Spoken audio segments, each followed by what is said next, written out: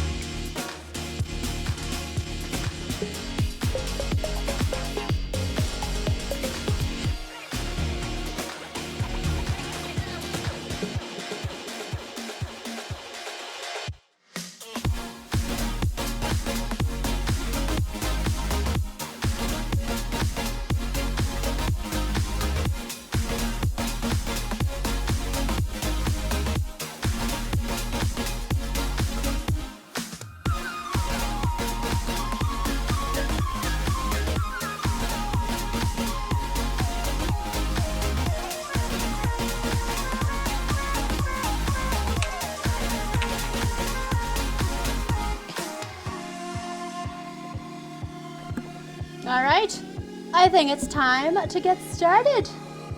Bear with me while I lower the music.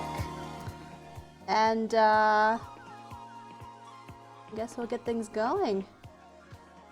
All right, team. Here we go. Oh wait, let me fix the scene. It's a little bit different today. Bear with me, guys, while I make that a little bit better. All right, but welcome everybody to the Chillest podcast, episode 11, December 15th, 2016. This is the last episode of the podcast for the year. Believe it or not, it's been a crazy, crazy year. And the topic tonight, as you may or may not know, is a 2016 game review wrap-up. What this means is that we're actually going to review games that came out this year, 2016. That's going to be the focus, and then if we have enough time, we can go back and do a few games from 2015. But the focus will be on games that were released this year, 2016. We're not reviewing every single game that was released this year, but we're going to review games that at least a couple of us on tonight's episode have played substantially enough to review it or beaten, and to be able to give our experiences, our opinions, impressions, basically an overall review of games that maybe you guys have played as well. So, the way this podcast usually works is that we do have chat open, so if you have any questions or related concerns, things like that, while we're discussing, at Snowlit or mention Snow somewhere in your message, and I will see it. It's easier for me to see it that way. And the way we do these things is that we usually start out with a brief self-introduction of everybody on the episode, in case you don't know who some of us are.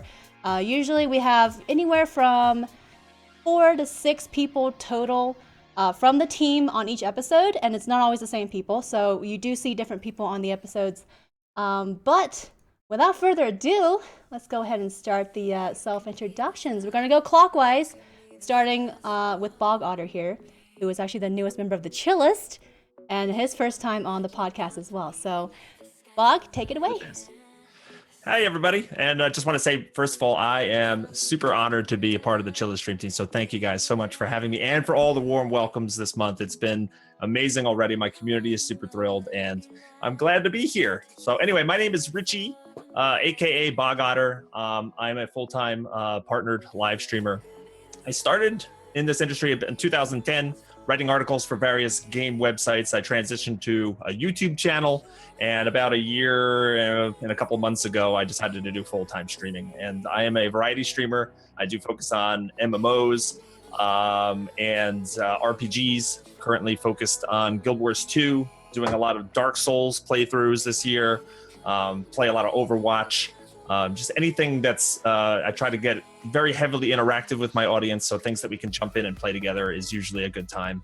And I have my community is called the Ottoman Empire, and we are a happy-go-lucky community of safe for work people who just enjoy video games and welcome people, and I'm really happy to be here. That's about it. Awesome. And I'm Snowlit. I am the leader of the Chillest, the creator of the Chillest.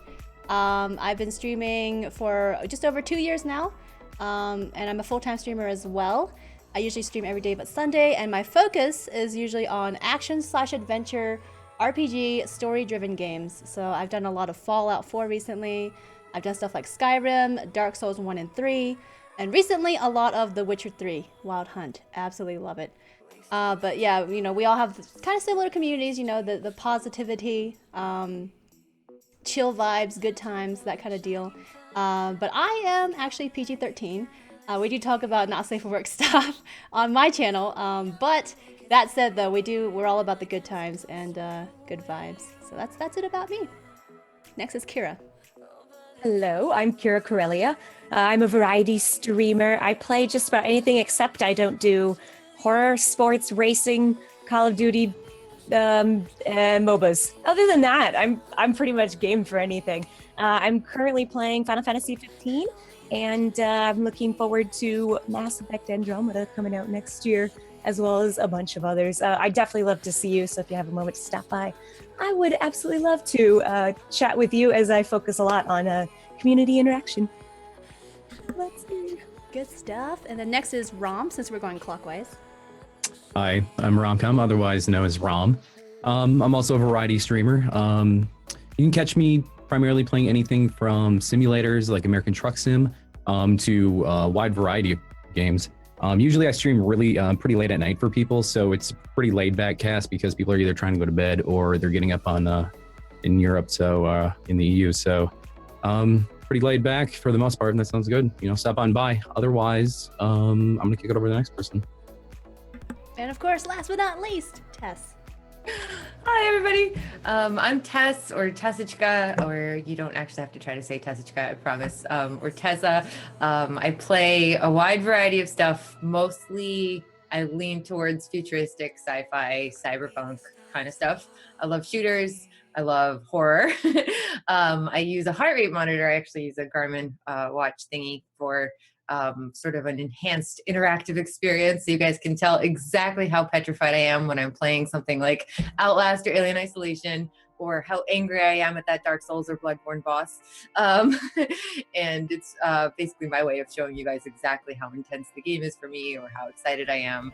I also run. That's where the heart rate monitor idea came from. And you will hear me talk about running way too much because I can't shut up about it. My stream is mostly family friendly. Occasionally, right now I stream in the mornings. I'm streaming starting at 10 a.m. Eastern. I actually moved my stream back up to mornings. And so every now and then you'll see me still do a night stream, like once a week or so. And during those, it's kind of Tess After Dark. And so we're a little bit more PG-13ish, but it's mostly on a occasional basis. Anyway, I love meeting new viewers. I love the Chillest community. It's amazing, and I'm just lucky to be a part of it. So thank you for hanging out with us. Yay! So at any point, if any of you guys want to know and get a link to our channel, !podcast in chat. But like I said, we're not the only ones on the team, so please do follow and check out everybody on the team. We have 17 total members, and if you dig at least one or two of us, you'll dig the rest of us, because we're all awesome. And we have very, very similar communities, and we share a lot of the same characteristics that you probably enjoy in some of your favorite streamers. So there you go. So to start out, just a warning, the nature of this particular episode, since it's a game review episode, there will be spoilers. Just a FYI, we're not going to go into specifics on the games, but just a flat blanket warning. Some of the games that we're going to talk about might have some spoilery content. If you hear us talking about a game and you don't want to hear any spoilers, just mute the stream for maybe the next 5 minutes or something, or 10 minutes. I don't know how long it's going to take, but just a warning, just straight out, we're going to have lots of discussions about different games that came out this year and maybe some last year that you may not have finished or played and you might not want spoiled, but just a warning, there will be potential spoilers tonight on the episode. So, like I said, the focus tonight is going to be on 2016 releases, and if we have time later in the episode, we'll go back and do a little bit from 2015. And this list of games we have, like I said, are games that at least two of us on the episode have either played substantially or completed and beaten before, enough to talk about it and give a thorough review, impressions, experiences, that kind of a deal. And they're in no particular order, actually. We pulled them together from a spreadsheet that we all put together about a week ago, and it's going to be really cool. So, the first one on my list, if you guys are okay with just jumping in, the first one on the list is Layers of Fear.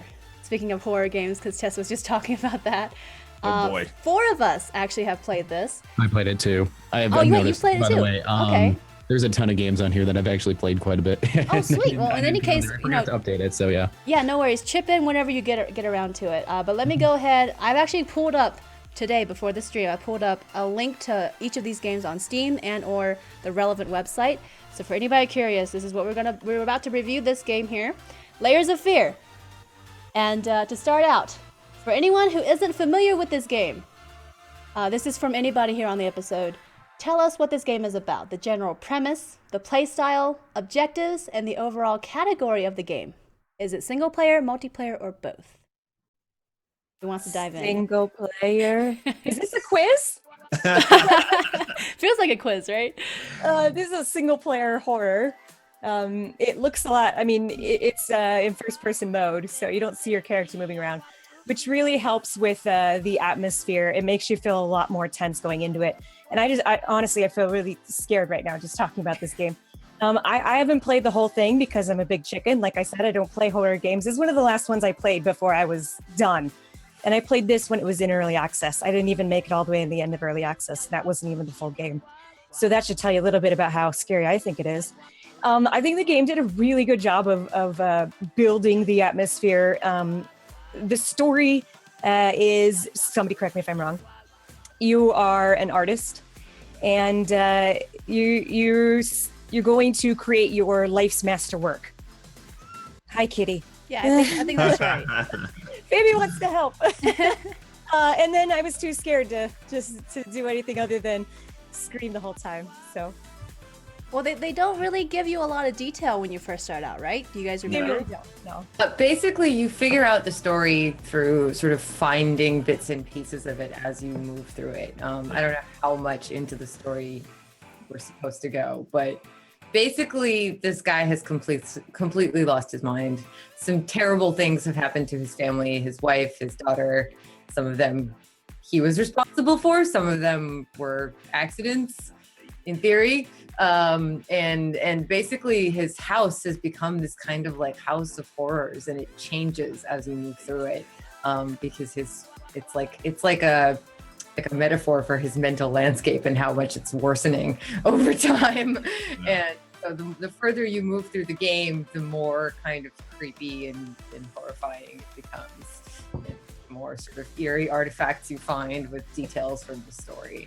And it's interesting how they do that. I've played pretty much every scary game there is out there at least once. And this one, I mean, I have to be honest that relatively few of them really truly get to me. And this one still does. Yeah, it's a really freaky game. And it's funny, earlier this year, like Layers of Fear, I think came out, or like early access was like in February, and then it fully released, I think in March or maybe the end of February. Before that, I had never played a scary game on stream. I played Resident Evil long ago when that first came out, but it's just horror movies. It's not my thing. My community convinced me to try this out as like a sub-incentive goal kind of thing. And I did my very first Scream stream. And man, did the community figure out that I can't handle these games well. I get through them. I have since played through a lot of horror games this entire year, but Layers of Fear still ranks up there, like Tess said, is one of the scariest ones. The game cheats. You can feel completely safe in a room, and you're looking at a bookshelf and everything's fine. You turn around, the whole room behind you is changed. So total cheats. And I don't contain my reactions very well. I scream at the top of my lungs with almost every single scare. And I'm just jumpy. And I didn't know this about myself until I played it. And ever since then, my community has just pushed more and more scary games. And I've suffered through them for them because I love them. But no, not my cup of tea. Layers of Fear, very scary game if you're into that. Yeah. So for everybody here, did any of us finish it? Who finished? I know Kira said she quit, but who finished it?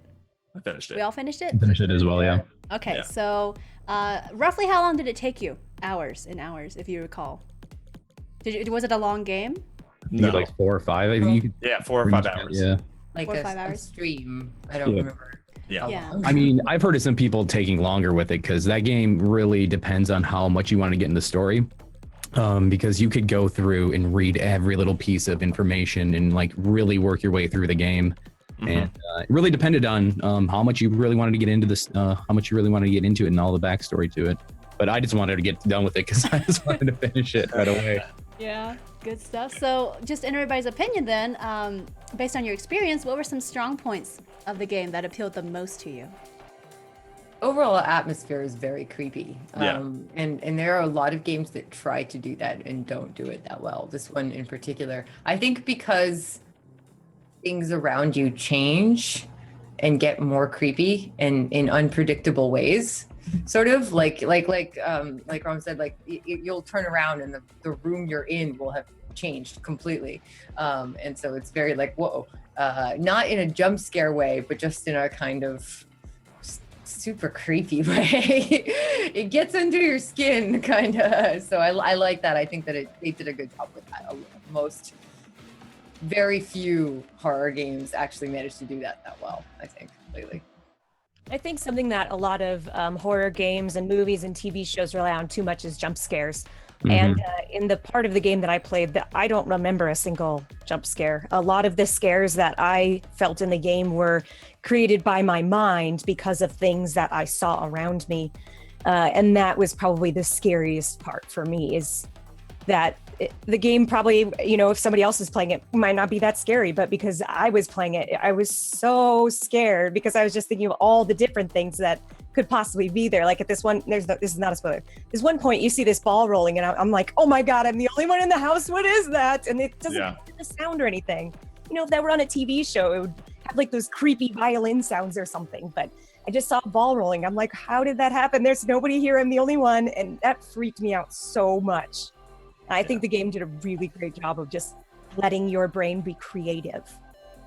Yeah, there are some jump scares in the game, but I agree with what you guys are saying, that it doesn't rely on that as its gimmick. And I know exactly the part you're talking about. It's right in the beginning of the game. Like you just walk by the kid's room and a basketball rolls down the stairs and you're like, what the frig is that? You know, and it's that whole vibe throughout the game, just it stays with you. And you know, like I mentioned earlier, and like Tess said, the fact that, you know, once you start to realize that you can't trust what you're seeing necessarily, and I play through it really slowly. Some people, I think, just charge through it and they would just want to get it done. Like they'll run down a hallway. Like I take each step and I'm like afraid something's going to change or happen, and it drags out my torture.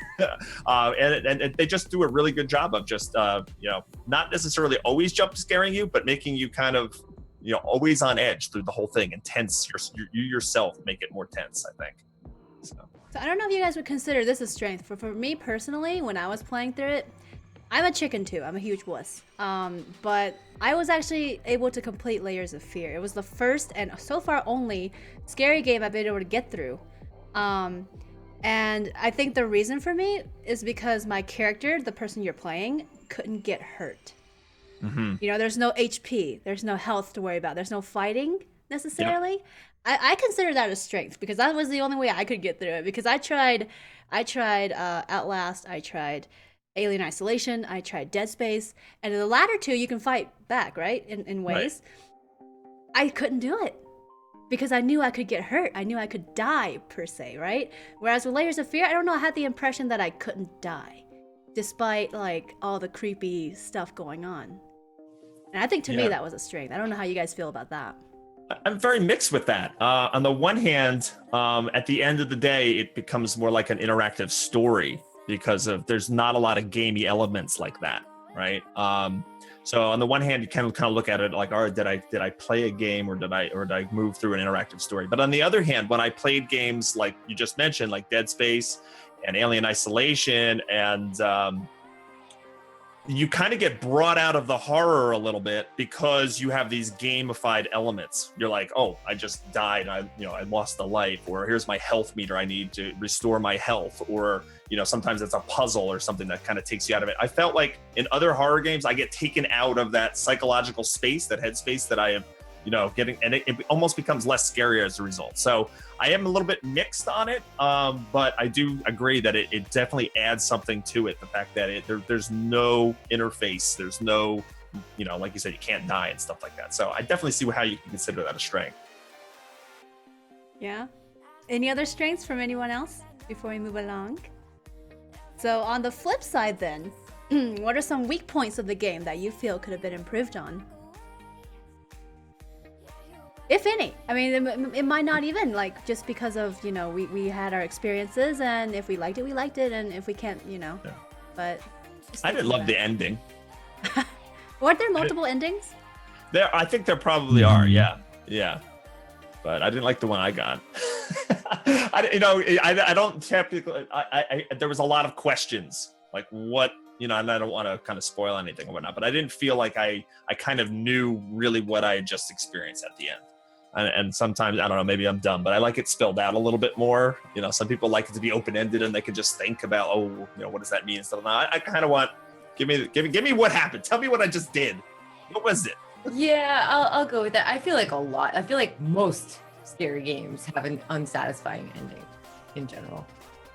most of the ones that I've played. Not all. Alien Isolation, for one, is like the perfect. It's still to this day my absolute favorite, scary, terrifying, awesome game of epic, just awesomeness. I love that game. But I feel like Layers, amongst many, I don't know, like it's so interesting, right? The story, and the story is what gets you and forces you to kind of continue through this house of disgusting horrors and things. And then you get to the end and you're just like, well, okay. So you felt there could have been more, maybe? Yeah. But again, I feel like that's a failing of most horror games. It's something that they just don't know how to wrap it up because they've built up your suspense so much that they don't know how to like pay that off. What? Yeah, they spend the whole game like making you feel like depressed and scared and awful, and like to suddenly wrap it up with a nice little bow tie and make you feel happy. That it just wouldn't work. So they kind of like it fizzles out a little bit at the end. But yeah, it's like a Russian movie. Those never. There's a distinction. When I was little, I remember my parents always talking about this. There was like American movie, Russian movie. Russian movies always end horribly. Everyone dies. It just reminds me of like Dead Snow. It's terrible. Anyway, so I mean, overall though, it's a solid game. So yeah. I think, in my opinion. Absolutely. But okay, so this question: if there are different play styles possible in the game, how did you play it? I mean, there's only one play style for this particular question, for this particular game, so we're going to skip that one. Is there anything unique about this game that sets it apart from others within its genre? I just think, like we were saying before, the atmosphere really, how it uses suspense instead of jump scares really, really effectively. I think we kind of went over that though, but that's what I think. Are there that many horror games that are more like that? Because I don't know enough about horror games in general. I feel like, to me, it's all jump scares, but I don't know. There are definitely a few. There are definitely a few that attempt it. Most of them, I feel like, don't avoid the jump scares entirely. I sort of compare everything to Alien Isolation because it's my favorite one. That one had some sort of fake element of you being able to fight back, although you really couldn't. It had moments that were jump scary, but it had an overarching sort of just element of tension and like creepiness factor. And it was paced really well. You know, like there were some moments that were just really intense for a while. You trying to get through a thing, like a situation that was just so scary and so intense, and you're literally sitting there like, oh, you know, for like an hour, and then it's calm for like an hour, and you're like, okay, I got this, you know. And it was just well done, and I feel like no other game has done that yet as well for me. Layers of Fear, I definitely feel like had that creepiness, but not the same sort of like tension and pacing and sort of jump scares done right kind of thing, you know. I think the few that it did have, they were done right, but I don't know, it doesn't quite measure up to me for some reason. None do, so.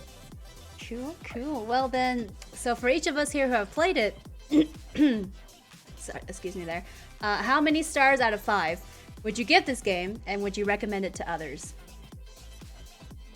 I'm not going to rate it because I didn't beat the game, but I absolutely would recommend it to people who enjoy the horror genre. Yeah, I would agree with that. If you're looking for something to scare you and you love being in that headspace, you definitely get it. It's worth it. There's even a DLC that continues the storyline. I would rate it 3 out of 5 stars.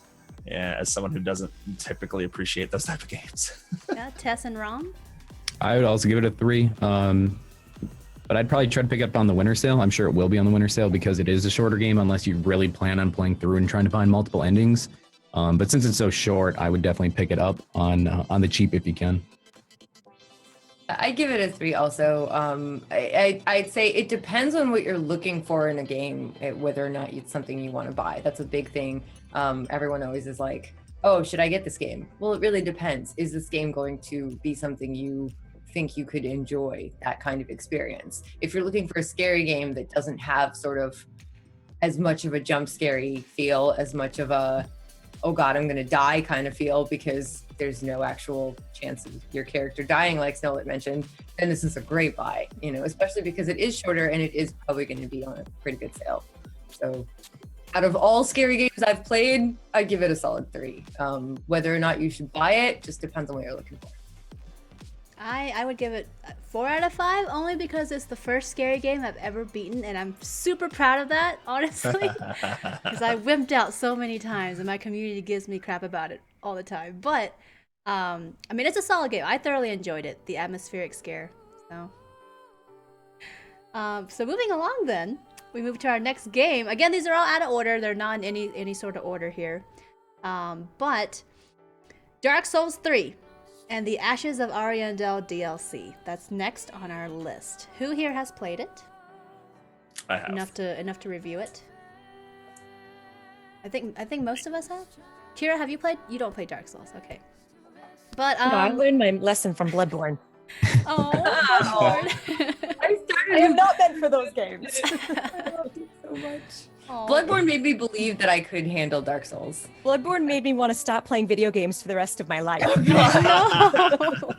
Well, we'll get to Bloodborne later in the episode, actually, if we go to 2015. But so Dark Souls 3, Ashes DLC. This came out earlier this year in April. I actually remember the release date. So for anyone who's not familiar with the Dark Souls series, what is this game about? The general premise, the playstyle, objectives, and the overall category of the game is a single player, multiplayer, or both. Guys, feel free to chip in. Nobody wants to jump in. I'll jump in. Okay, so Dark Souls 3. If you're not familiar with the Dark Souls series, it's set in a very gruesome, dark world. Usually devoid of light or devoid of just happiness in general, and it's known for how ruthless of a game it is. Dark Souls is known for the difficulty. It's not a hand-holding game. They don't give you tutorials. They don't give you like maps. They don't try to help you in any way, really. And it is a third-person RPG, I guess I would classify it. And you essentially play like a chosen one of some sort, and there are different play styles, and there's a bit of like magic and monsters and things like that, and throughout you fight a lot of bosses. Their Dark Souls is known for their bosses, and known for basically dying a lot. You will die a lot. That is the general summary of Dark Souls games in general, and Dark Souls 3 is no different. No different, and it is both single player and multiplayer. Dark Souls goes on the whole summoning multiplayer system, co-op system that they've introduced in previous games. And for Dark Souls 3, you do summon through either a password system. Actually, is the password system the only way to summon? I don't know. No. It's not just the password system. You can actually summon just randomly people who put their signs down as well, if I'm not mistaken. To be summoned to other worlds. But yeah, that's the general premise. So for everybody here who's played it, did you finish or beat the game? And about how many hours did you spend on it? Oh God, I have no idea how many hours. Way too many. Like, way too much time. I never played the DLC though. I heard it was so-so. I really, so I think I mentioned this before the actual start of the series. I wanted to play the DLC, but I made the same mistake with Dark Souls 3 that I had made with Bloodborne, in that I started a New Game Plus playthrough, and then like I either would have had to create a new character and play up until the DLC, which the memory of pain from Dark Souls and Bloodborne prevented me, or I would have had to play through like upwards to where I was closer to the DLC in New Game Plus than I would have been just starting to play a new character, but I still would have had to play up to it. And I was in New Game Plus, and that experience was extreme in Bloodborne, which is my favorite Souls game ever. So I just couldn't quite. My community warned me about that exact thing. I was so happy. Like, 'cause I was just about to hit that new game plus button. They're like, no, you won't be able to do the DLC unless you get out. I'm like, oh, thank you for telling me that. It took me 90 hours. I played for 90 hours. I beat the game and the DLC, all the bosses, even the optional ones. And I loved it to death. I thought it was amazing. It really, the funny thing is, Dark Souls series is known for its hardcore gameplay, and like you were saying, it doesn't handhold you at all, and you're gonna die a lot, and the bosses just kick your butt. And we were talking in the pre-show that there was at least one boss in Dark Souls 3 where I spent an entire 6-hour stream on one boss to beat it, and that's all I did. The whole stream was fight it. Which boss was that? Yeah, which boss was that? Out of yeah. curiosity. The Nameless King, I think, is that his name? Yeah, Nameless The one King. that's riding the wyvern dragon thing. Oh, yeah. That took me all stream, an entire stream. Actually, it was more than a stream because I had ended the previous stream on that boss and then came back to it. But yeah, it's like, so a lot of folks will consider the Dark Souls game series like a hardcore kind of game. And I'm an older gentleman, and I don't have the manual dexterity of some of these young whippersnappers. And what I love about it is that if you have patience and the right mindset, and you don't give up, just gonna get that spirit. At least for me, I was able to beat the whole game and all the DLC, and I think that my community enjoys. And I'm actually playing Dark Souls 2 right now because I'd skipped that one. I did Dark Souls 1. And then Dark Souls 3, and now I'm playing Dark Souls 2. I think the community likes me playing that because they're like, if Bob can do it, well, maybe I can do it. But I loved it. I thought it was a great game. I actually think it's the best of the series now that I'm playing 2 a little bit.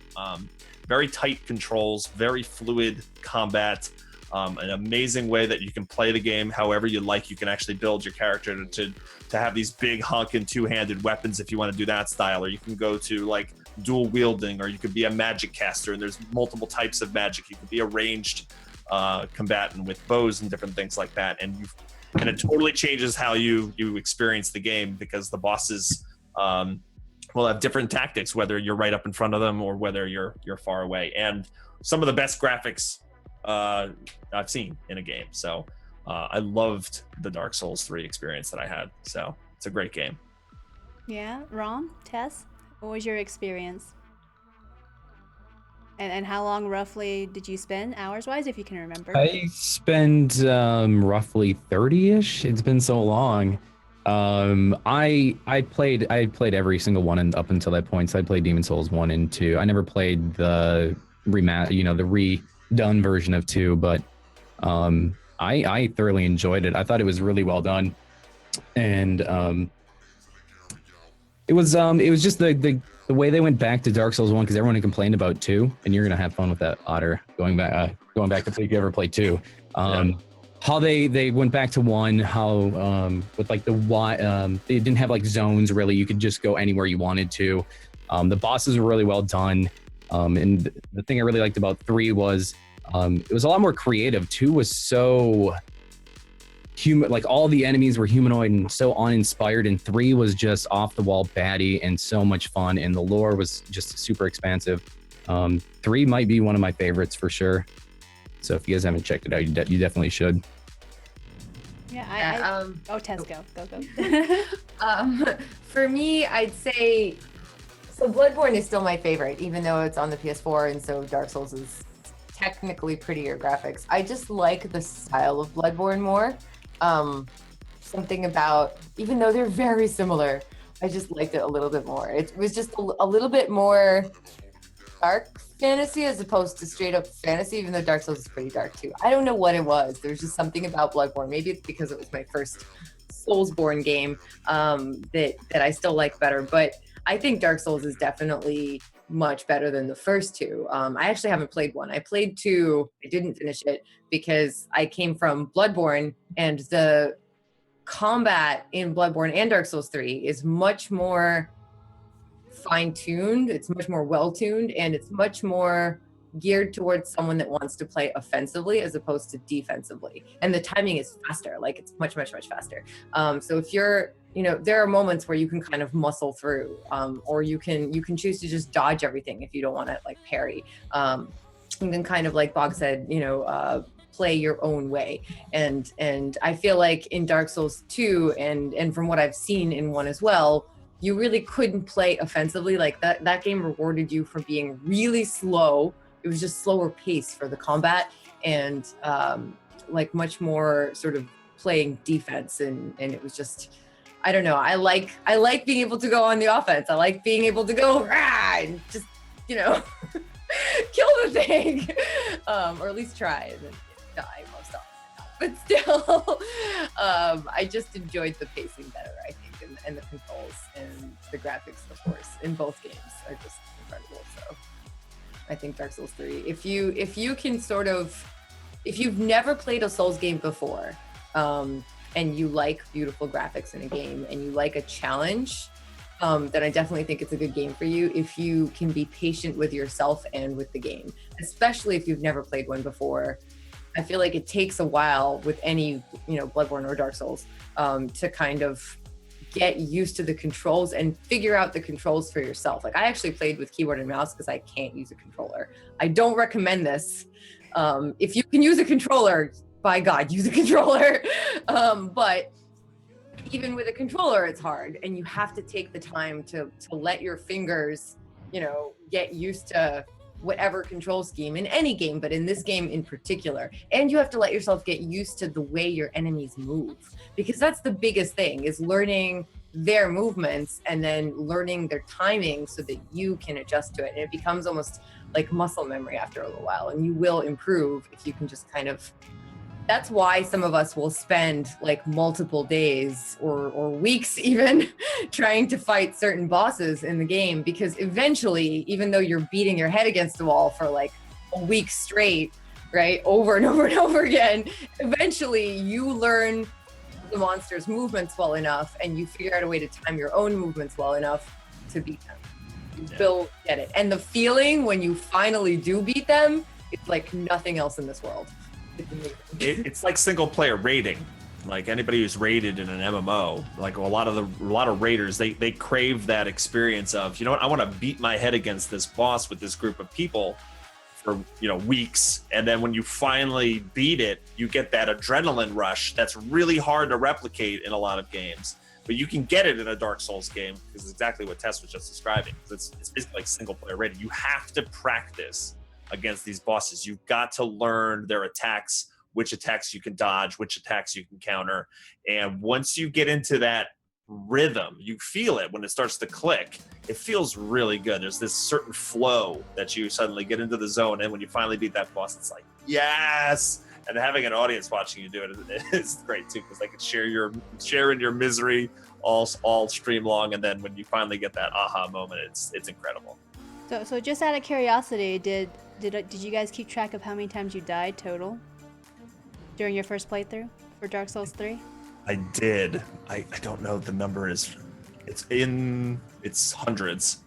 It's plus, I would say 400, maybe 500, something like that. I don't know the exact number, but I did track it. Yeah. Mine was around 150, somewhere in there. Oh, nice. He's much better than me. I remember mine was 283. And the reason I know is because I was trying to die less times than my Dark Souls 1 playthrough. And for that one, I died 295 times. So I actually succeeded.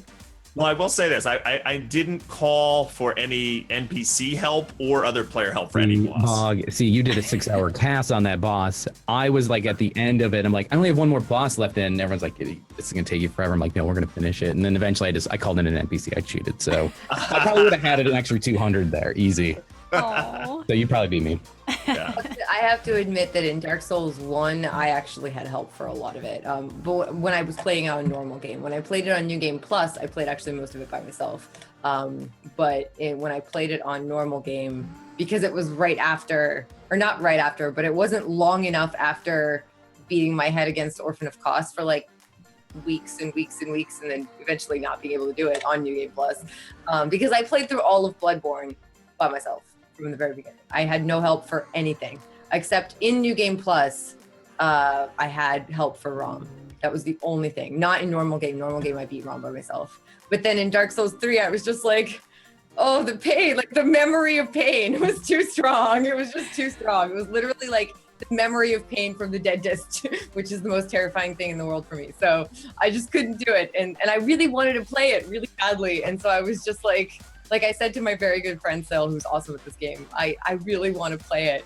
I'm going to like be really sad if I don't play it, but I just can't bring myself. The pain, the memory of pain. And he's like, it's okay. We're going to play it together. It'll be okay. Your viewers would rather see you play it with someone than play it by yourself, or than not play it at all, you know, and enjoy it. And so I was like, okay. And I did, and it was awesome. So, Good stuff. We talked about a lot of strong points for the game. What about weak points? We haven't really touched on it. Does Dark Souls 3 have weak points? Things you feel could be improved on? It's hard to answer, isn't it? I'm immediately like critiquing Dark Souls 1 and 2 in my head as in comparison to Dark Souls 3. I think Dark Souls 3 is the best of the series. I don't really have many complaints for it. I never got into it, but I always hear that the multiplayer aspect is always kind of up in the air, that people really don't enjoy it, or there's people cheating or hacking or other things like that. Yeah, I don't do that either. Comrade in the chat brought up a really good point. Poise is completely useless. Oh, yeah, it's actually in the game, isn't it? But it's actually not in the game. Yeah, like it's in the game. Yeah. You think it's a thing. And I remember when I started playing it, because it was like a week after it launched or something. And I saw Poise and I was like, ooh, Poise. And my entire chat was like, no, it's pointless. I thought he said poise. I thought he was talking about adult diapers. I was like, I get it, because you need diapers because it takes so long to beat the boss. That makes sense. Oh man, that's an entirely different road you're taking. Oh, I love it though. I love it. Well, then in that case, then for everybody who's played it, how many stars out of 5 would you give it, and would you recommend it to others? 5. I give it 5. Yeah, if you can have, and in terms of recommending it, as long as you could be patient with yourself and the game, and aren't afraid to call a friend, or if you don't want to call a friend, be extra patient. It's worth it. It's worth it. Yeah. Yeah, if you know that you get aggravated and frustrated easily and can put down a game that angers you or frustrates you and never come back to it again, then maybe it's not the best game for you. But if you seriously are into a challenge, I can't recommend it stronger. It's a 5-star game. It's amazing. Cool. I also give it 5 stars. I've actually beaten the game 4 times. I'm on NG plus 4. Nice. And it's so addicting. It's just, you can't, like with every playthrough you think, you know, I'm gonna get tired of it or whatever, but you encounter just different ways to enjoy the game further, and I think that's really cool, because you don't get a lot of games like that where you can replay it just for the enjoyment of, you know, everything the game has to offer, right? So definitely 5 out of 5 for me, and yes, I do recommend it, and I echo everything that everybody said. Make sure you have patience. Lots and lots of patience. You can't play a Dark Souls game without patience, unfortunately. So moving along then, our next game. I'd give it a 4. Oh wait, sorry, wrong. sorry. You get a 4? It's not a perfect game to me, but it's pretty damn good. I don't know. I thought it was good. It could be, some people might consider it a little too long. Some people maybe say it's not long enough. I thought it was a little long. That's about it. It's a hard game to critique, but I find it hard to give like a perfect game. Maybe I'll give it a 4.5. How about that? I thought it was well done, but I think you'd hit the nail on the head though, Bog, and in saying that game, the reason I play Dark Souls is for the sense of accomplishment. I play to bang my head against the wall, but I play for the absolute highs, and that game gives it to you when you finally beat that boss, and that's why I love Dark Souls. So 4.5 for me. Good. All right, then moving along to our next game, Overwatch. One of the biggest releases of the year. When you said that, I heard the theme music in my head. Best game. Move on. Like, you know, so good. So, who here has played enough of Overwatch to review it? A little bit. Kira, have you played it a little bit, right? I played probably about 15 hours of it. Not a ton. I don't play PvP a lot. But I mean, I do have thoughts about the game if people want to hear them. Yeah, feel free to chip in, for sure. Okay. So, just to give a general summary of the premise of the game, anybody want to chip in on that? miscellaneous heroes fight each other. Perfect. Basically. Well, there really isn't a plot to the game. It's basically just miscellaneous heroes that battle each other in a team-based scenario. There are different game styles. You know, there's one team has like a truck or like a tank or something, and you have to protect it while trying to get it from one side of the map to the other. And then there's like a team brawl survival mode kind of thing where both teams kill each other, and just lots of different styles of gameplay. I don't really play PvP, so I don't know how much of this is standard. Well, this is a game from Blizzard. I'm sure I don't have to go into much detail, but basically it's I would consider it kind of like an arena shooter of sorts, right? They're short matches, very, very short. Like some games don't even last 10 minutes. And as Kira said, they're heroes just fighting each other. I think over time, over the year, Blizzard has been trying to introduce kind of more of a story through several animated shorts.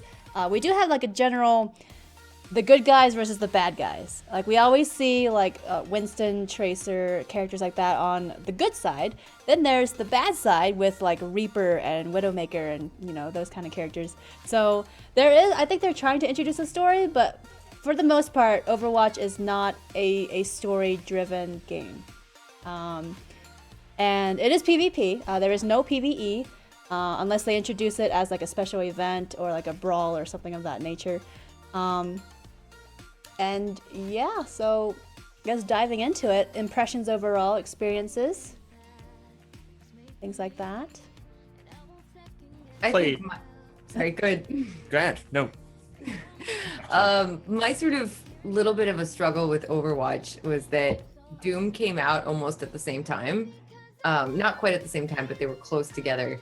And I felt like Doom was so much faster. Like everything about Doom was just faster. And if you play a lot of shooters, like I love are you biting me, little butthole? Sorry. The speed of the gameplay, basically the style of the shooter, the feel of the combat, the sort of movement of your character and other characters around you and the gunplay and all of that. If you play a lot of FPS games, which I feel like I do, you're used to a certain speed, you know? And even when I play, this is gonna sound weird, but I've played Destiny with an adapter for the keyboard and mouse because I can't use a controller because of an old injury. And that was faster to me than a lot of Overwatch play. So are you serious, cat, right now? Oh, wait. I'm so sorry. I'll just bop you on the nose until you feed me. That cat likes Overwatch better. Yes, she's an Overwatch cat. I mean, don't get me wrong. What I like about Overwatch, and there are a lot of good things about it too, are especially that you can sort of just like jump into a match, play for a little bit. A lot of them are short, like Snowlit said. You can jump in, play for however long you want. 5 minutes, 25 minutes, 3 hours. It's entirely up to you. And then jump out, and then you never have to like maintain it. Like I haven't played Overwatch in probably about at least a month. I can, you know, jump right back in as if I haven't left, you know, and it'll be pretty much the same. There'll be some new stuff, but I won't be behind. You know, it's very well balanced. The multiplayer, I will say, is I feel like pretty well balanced. And you don't feel like ever like you're gonna fall behind if you don't touch the game for a little while. You can always jump back into it, and that's nice. But I do feel like the overall combat is just slower paced. Doom is so much faster. And so it was weird to kind of go between the two at the time. Yeah, Rom, maybe? Rom, you have any? Yeah, I absolutely adore the game. I got quite a few hours in it. This game was such a good, nice breath of fresh air in the shooter genre. It didn't reinvent any wheels, but it made them better. A lot of people will be like, well, it's just Half-Life 2 with more characters. Yeah, but they made it pretty, they made it well, and they balanced it, and it's just a very fun game to play. I find myself getting really addicted to it, but I go in like sprees. I can play the game for like a week, and then I can just set it down, but I can come back. And like Tess said, you're not gonna miss a whole lot, because one of the downfalls is I don't feel like they're releasing enough maps right now, and it gets really repetitive to play the same maps over and over again. But at least there's the character variation How many are they up to? Like 25, 26? That there's a lot of different characters. So like there is a character for your play style in it, which I enjoy. So if you're not really good at like, pinpoint accuracy, well, you can heal. You can just run around and heal people, which appeals to a lot of people. So all walks of life or all types of gamers can sit down and enjoy this game. And that's why I think it's sold so very well, that everyone has a spot in this game. And people just run with it. Granted, there isn't like a lot of story to it, but the stuff that they've given us, either through the comics or the animated shorts, have given people enough to get behind it and to cosplay it and to write and draw pictures. I don't know. It's a rich, fun first-person shooter. Granted, there isn't any single player to it, but I love it. They did their Blizzard thing, right? Blizzard is the master at taking something that is already out there, already popular, and making a super polished version of it that is accessible to all types of gamers. I mean, they do this constantly, right? They did that with MMOs. They did it with trading card games. They've done it with MOBAs, and now here's their team-based shooter. It like Ram said, one of the best things about it is I like shooters. I suck at aiming.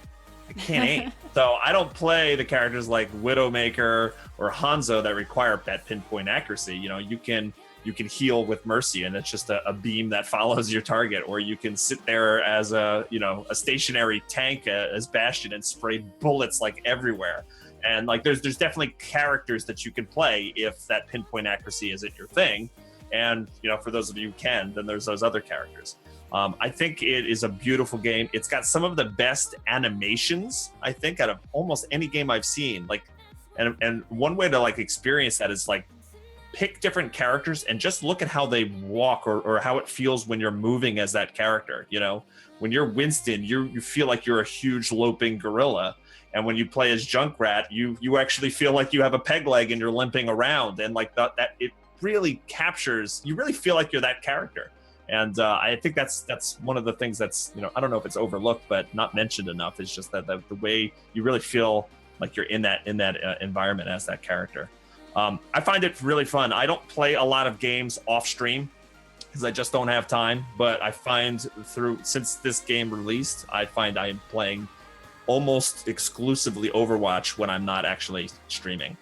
It's so much fun. You can play it solo, you can play it with a group of friends on voice chat and just go crazy. And they just recently added the arcade mode to it, which allows you to earn extra loot boxes every week. You kind of have like a weekly quest to win 9 games in any of the arcade modes. And the arcade modes, you could do 1 versus 1, where they choose a random hero and you both get that random hero and you fight each other to the death, and then they'll pick another hero and you do that, and it's best out of 9. And then you can win or lose that. There's a 3 versus 3 elimination, which is my favorite thing to do right now. You get a team of 3 versus another team of 3. It's you pick whatever hero you want, but it's elimination. So once you're out, you're out. And then they just have a whole bunch of different arcade modes and everything like that. But it makes me feel like, I got to get my 9 wins in each week because I want those extra loot boxes. And the new holiday skins that they just put out are insane. Can I say Yeti Winston, anybody? So good. So Better than the creepy Nutcracker one that I got. Have you played the new May challenge thing that came out, the snowball fight? I did, yeah. I stink at that. That's why you skipped over it. Okay. It's one shot, you're dead. Pretty Totally much. have like a chillest Overwatch night. I I'm swear. game. That'd be awesome. That would be totally awesome. make me jump back in for a little bit. It would be fun. So, I mean, we talked about a lot of good points. Do you guys have any criticisms? Any weak points you feel could be improved on for Overwatch? I mean, I think the speed of combat is probably a preference thing on my end. That's one thing that I would say maybe could be improved on. One thing that I don't really love is the loot box system. I mean, I totally get that it's a great way for them to make lots and lots and lots of money. But I feel like it's really ridiculous that, like, if you want one skin for one character, you might be able to, buy a loot box. You could also win loot boxes over time, but you might never get that skin. If you buy, like, you could spend $1,000 on loot boxes and not get the one thing that you actually want. I feel like there needs to be some sort of mitigating mechanic. That's Well, they something have they've that. really taken into account, and they're working on it since launch, because I think that was a big point for a lot of people, especially since the Summer Games event. You only have a limited time to get certain skins, and you were only able to get them during that time. So people were buying boxes and they weren't getting like the Tracer skin they really wanted. So now they have allowed you, if you have enough currency, to buy those skins now. So like myself, I'll just save up all the extra currency that I have just for the events. And then at the end of the event, if I don't get what I want, then I'll just go ahead and nab that. And like Bog said, you can get up to 9 extra crates just every week as well. So they're giving you a lot of it, and the standard skins you will just obtain just by playing it enough at this point, or just getting the extra currency, I think. But it's like, I as haven't Blizzard played- fashion though, they're doing a very good job of taking people's feedback and putting it into the game, whether it be hero balance or stuff like that. Okay, so I haven't played the game in about a month, so Okay. maybe things have changed. But it felt like even getting currency was extremely difficult. Like that's what I still don't have the one Pharah skin that I really wanted, and because it cost like 1,000 currency, right? And I think I got currency. Like I played the game a lot for a while, and I just never would get currency. I would get skins for characters I never played all the time, random stuff that I didn't care about, like tons of that.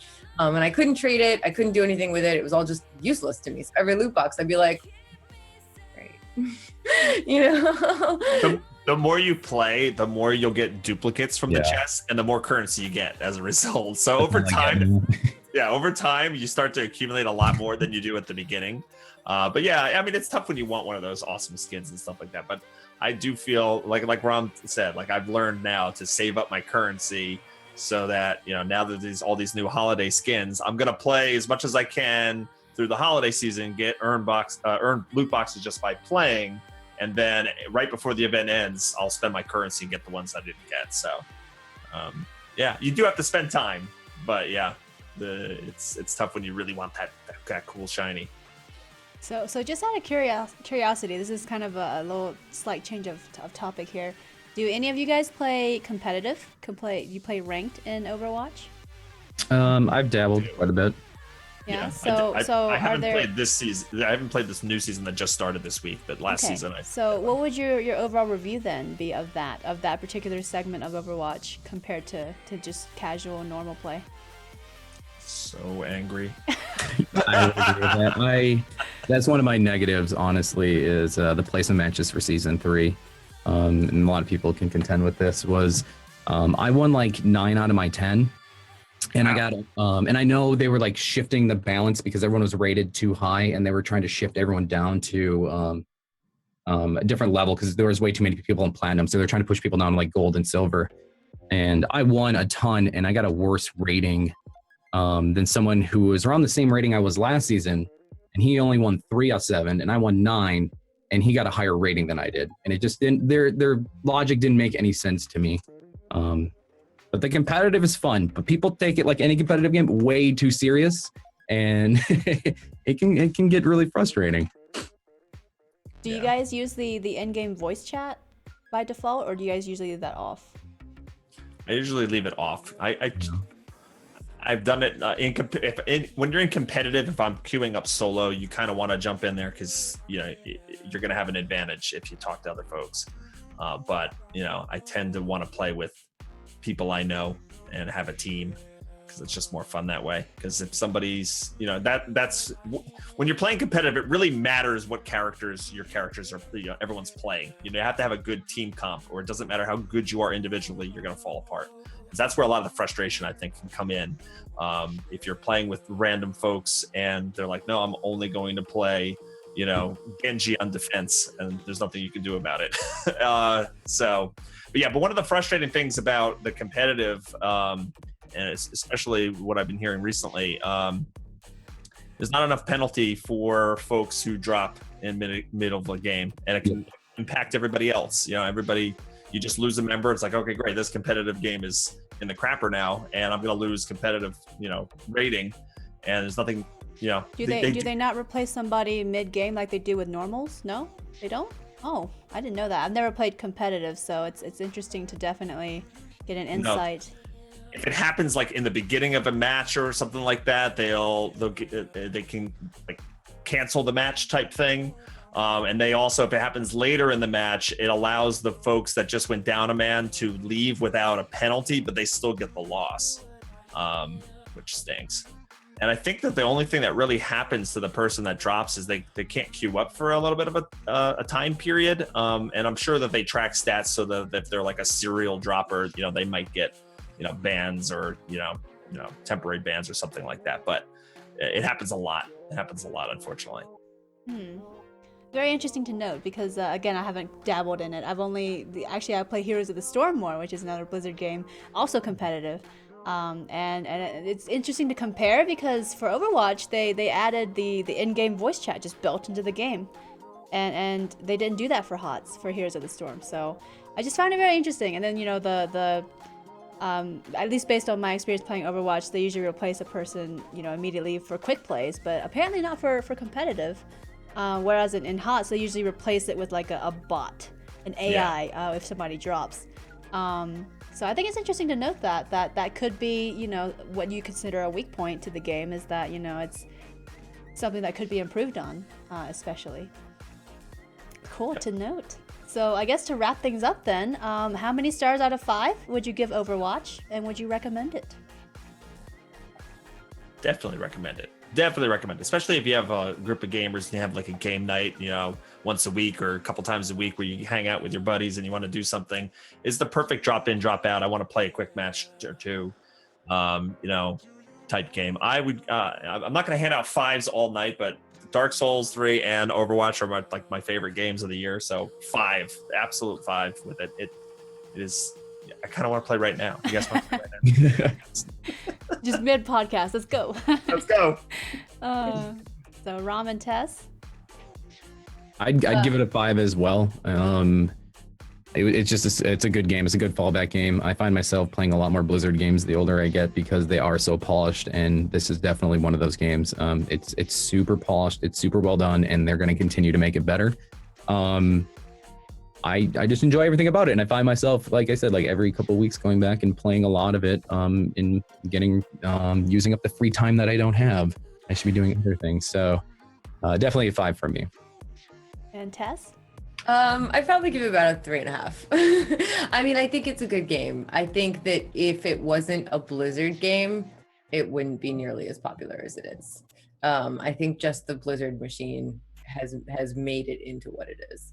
And that's not really a negative point about the game. It's a good thing, but like if some smaller company had come out with this game, I don't think that it would have gone anywhere. Still Paladins. Yeah.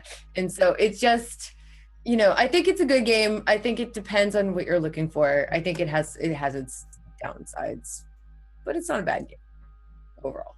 So 3.5. I would recommend it for the very same reasons that Bog and Rom love it. Like, if you're just jumping into a match with friends, if you want a game that you can pick up and then put down at any given time and just kind of play with the limited free time that you have, most of us have, it's a good one for that. So I don't really play it in my free time because I don't have any free time. But if I was to play any game in my free time, it would be probably Div, but it doesn't happen anyway, so. Awesome. Well, personally for me, based on my experience, I give it a 4 out of 5. Because I don't play it all the time, I guess. Like I said, I spend more of my, what little free time I have playing Heroes of the Storm instead. That's actually my main off-stream game. It's like the only game I play off-stream.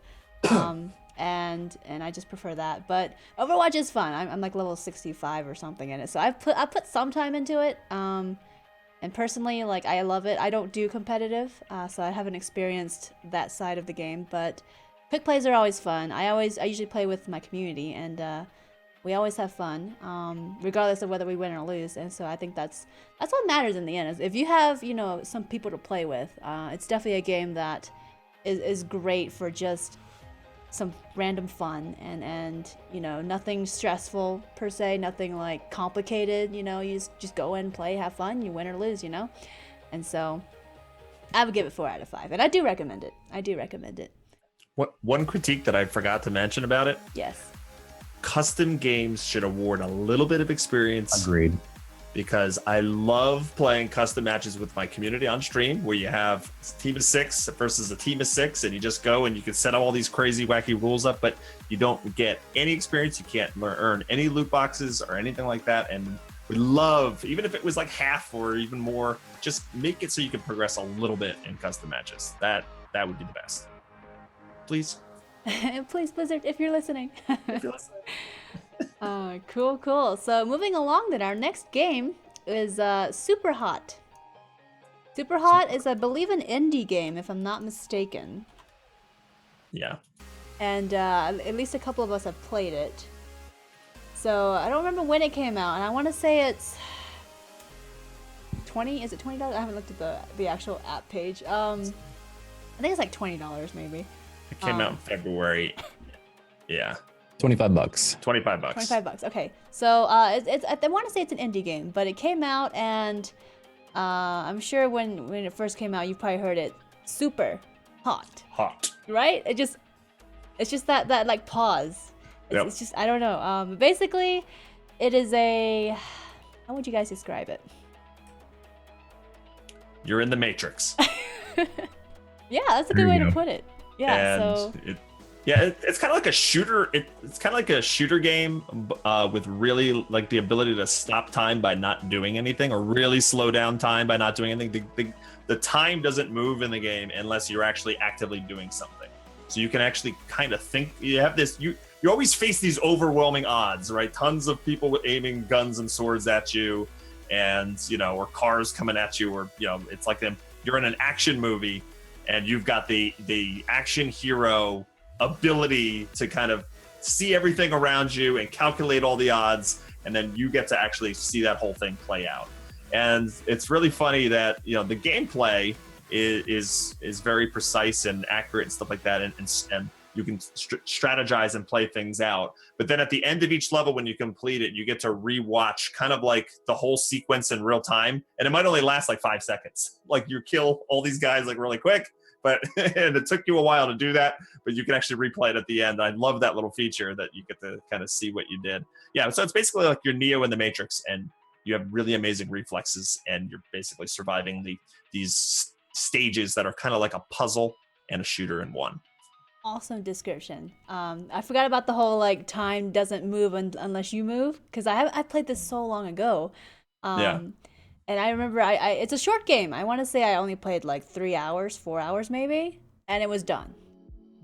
Right? It was short for you guys too, right? Yeah. Yeah. Yep. So it's a short game. I mean, I believe it was an indie game, and it's very, very unique, very interesting. I haven't seen a game like this before, and I mean, it's simple, like very minimalist graphics and everything. But it's you can't help but wanting to like just play through and beat every level, and then of course, like Bog said, just going back and rewatching it. I forgot about that replay. It's so cool to be able to see what you did. But yeah, I thoroughly enjoyed it. So any strong points and weak points for this game? How many of us played? Is it just me and you? I played it too. Oh, you did. Yeah, three Okay. of us. I would say one of the strongest points of the game is its unique visual style. I think it looks great. For sure. I think because I think they kept it minimal, because I want to say it was like an indie game, or I don't even know if it was like a team that made it, really, like maybe just a couple people. And I not might like be really wrong here, but I thought like it got a little bit of traction on the internet, like on Reddit or something, like a small video, and then it went crazy. So they decided to make it like a full-blown project kind of thing. Oh, really? Yeah, it was. I remember seeing it a really long time ago, and then I'm like, oh, when can I play this? And they're like, oh, okay, I guess we're gonna make it now. I'm like, oh, cool, all right. Oh. I Yeah, look forward to it. the developer and publisher is the Super Hot team, so that kind of fits your story there a little bit.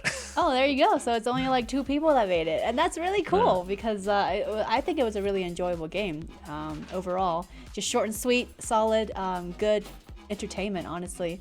I love how they put that element in where, in between some of the boards, because a lot of it's kind of these little quick.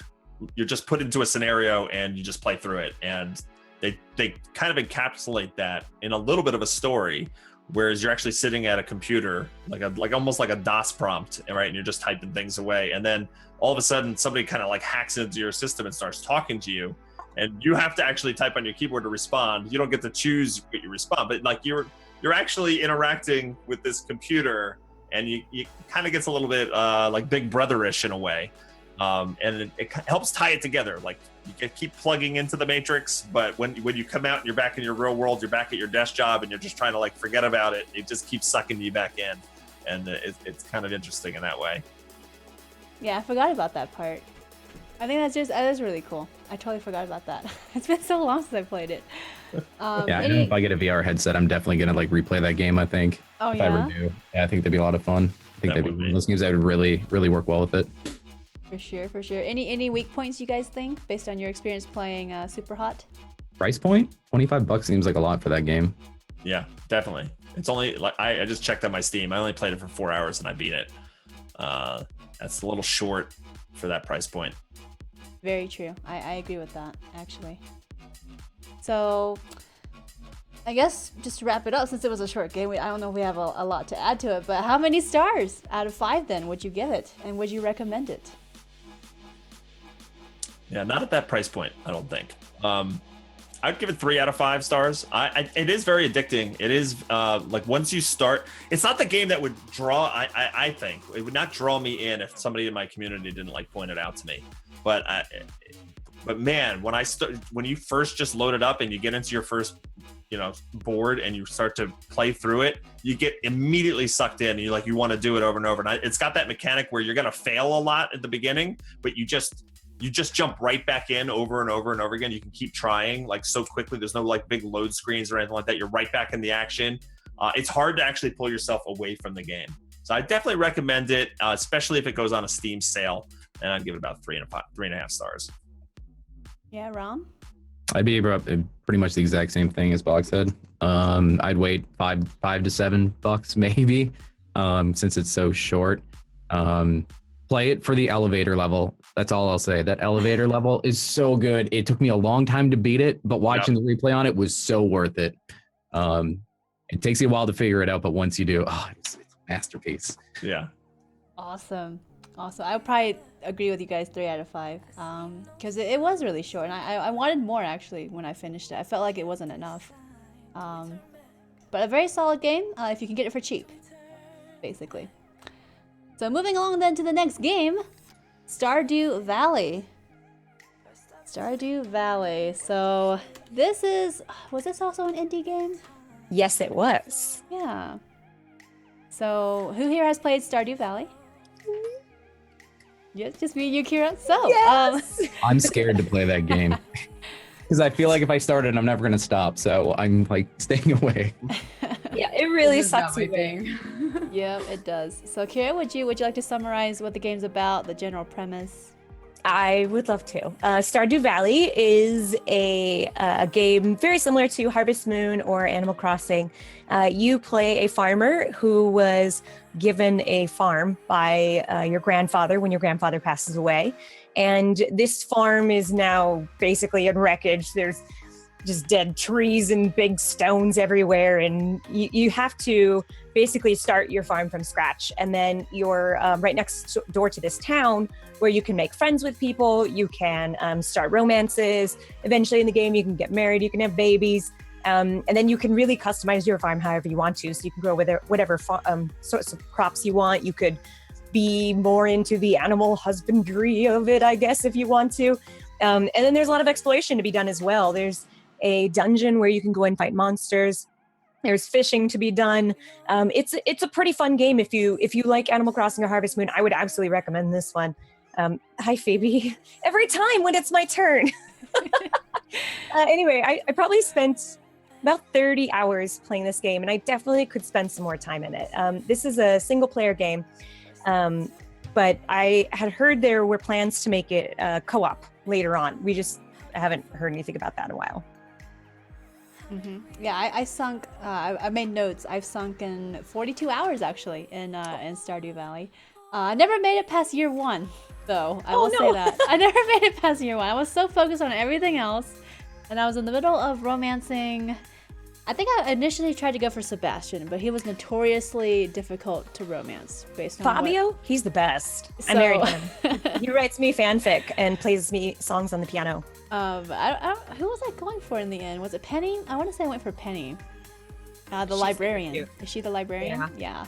So it's really interesting. I had never played Animal Crossing or Harvest Moon or any of those kind of games, and so it was brand new to me. But like Kira said, it just sucks you in. And like Rom saying, his fear of wanting to start the game, it does suck you in, because it's so laid back, it's so chill. All you're doing is fishing. You're cutting grass. You're picking up rocks. Like it's the simplest stuff, but you can't help doing it. Like I don't know. It's you just keep going, and you just don't notice how much time has passed until you're like, oh wait, I've spent the last 12 hours playing this straight and I haven't eaten, you know? So it's definitely one of those types of games.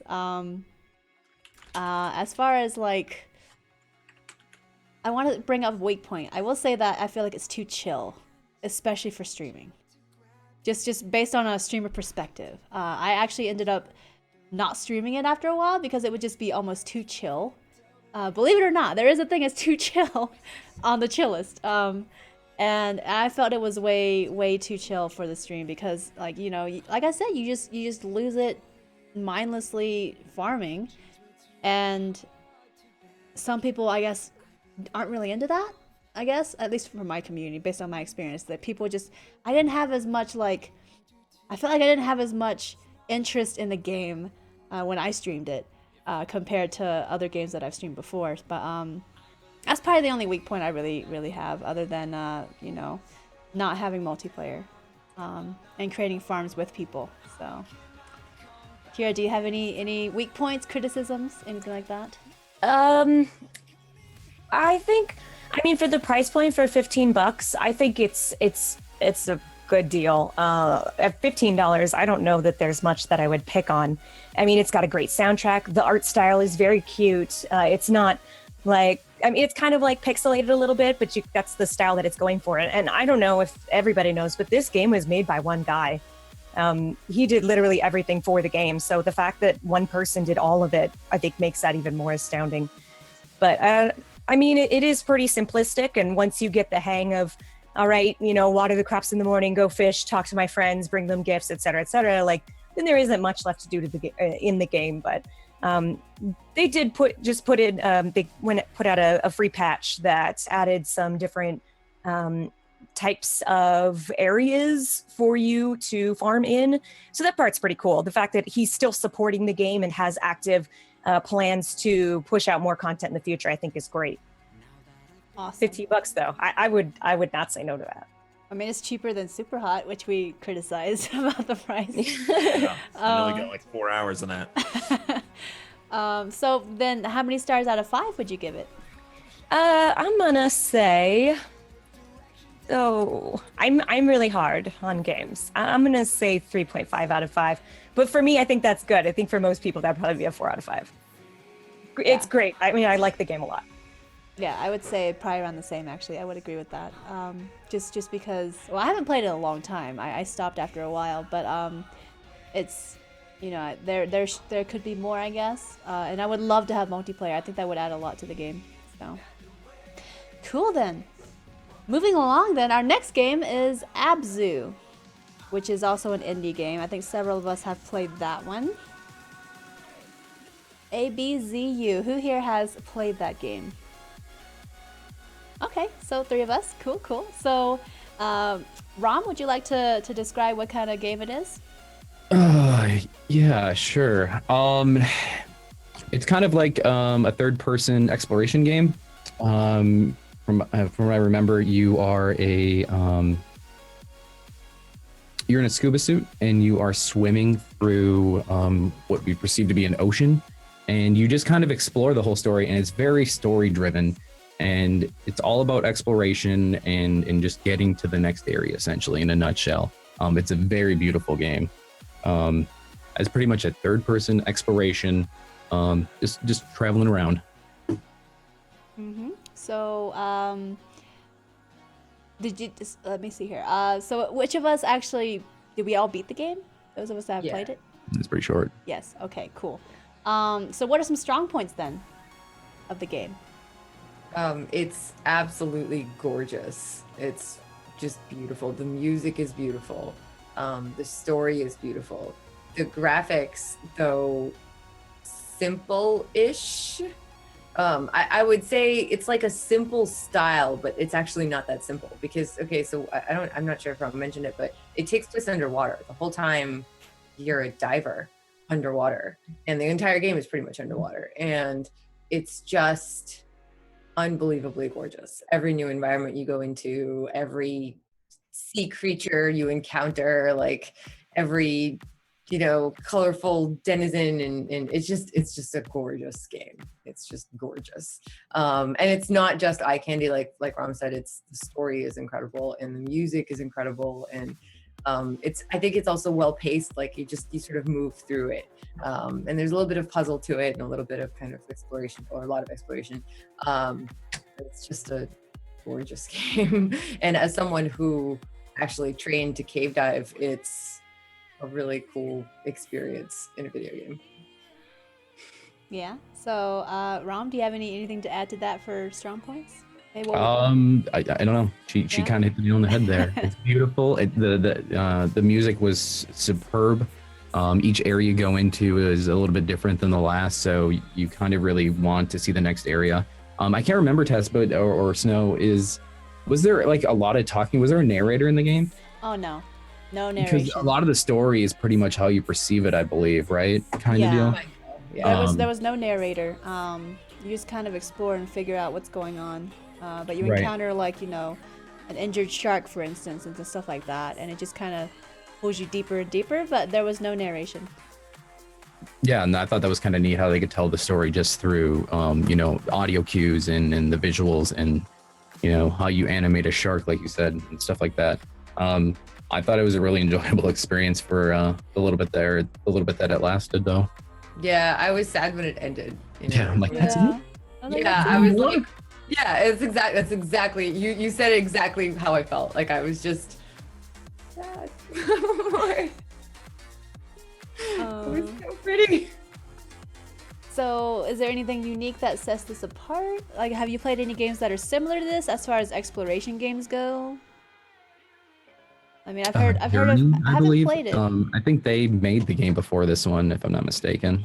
Wait, who? It was a couple of the developers from That Game Company, I think is the name of the company that developed Journey. It wasn't That Game Company, but a couple of the people from That Game Company made Opsu. Yeah. That's why the similarity is there. Yep. Yeah, I've never actually played Journey, but I've seen it played like in person. And yeah, it definitely is reminiscent in some ways of that one. Cool. So, I guess, how many stars out of 5 would you give it, and would you recommend it? How much is this on Steam? I actually didn't check. $20.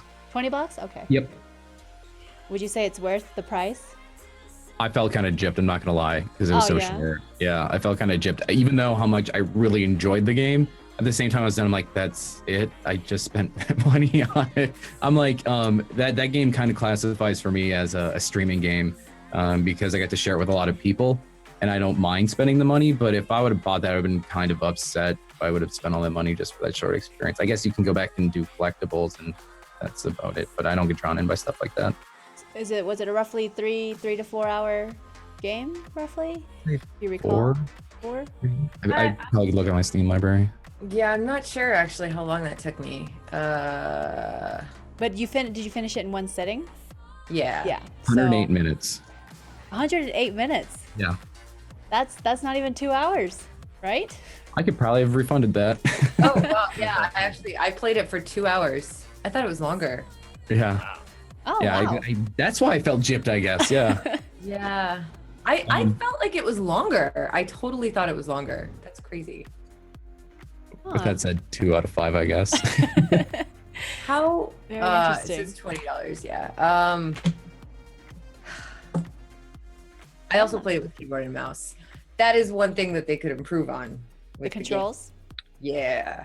Because, yeah. I'm not going to get into the things that I said in the beginning about the controls. I noticed like right on the store page.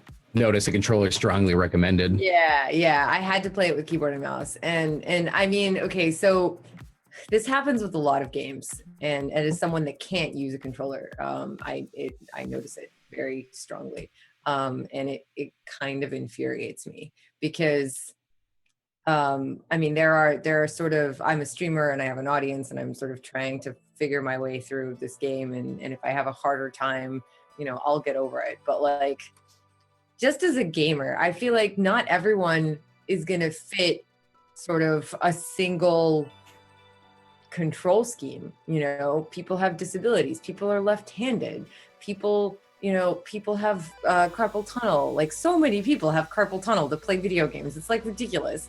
And for them not to make things remappable, and this doesn't just apply to Abzu, but Abzu kind of made me mad about that. And I got over it quickly because the game was so pretty, and so interesting. But it frustrates me because even an indie dev, I feel like it's not that hard. It's not that hard to make controls remappable and to explain what they are. I guess it never explained the controls, did it? Yeah, it never explained the controls. And so you're just like, I mean, if you have a controller, there's only so many buttons you can push, right? If you have a keyboard, there was a moment where I couldn't figure out what something was. And so I just sat there like hitting every key. And I'm just like, I'm going to find it. It's going to be here somewhere. And I'm just like hitting every key until I found it.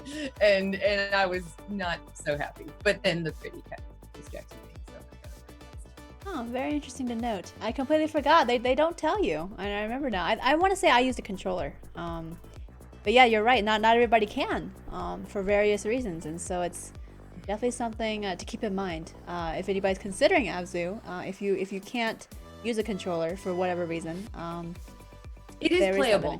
It's playable. It's definitely playable. You just have to kind of try every button on your keyboard at one point to figure out what the controls are.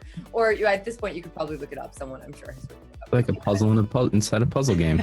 Yeah. It's a little fun game. Puzzleception. I'm sure that somebody out there at this point has written up a thing about what the controls actually are. So just Google it, and then you'll be fine. But yeah, at that time, I think it had just launched. And so I was just like, how do I, what? So. Very interesting. So how many stars then out of 5 would you give it? Rom says 2.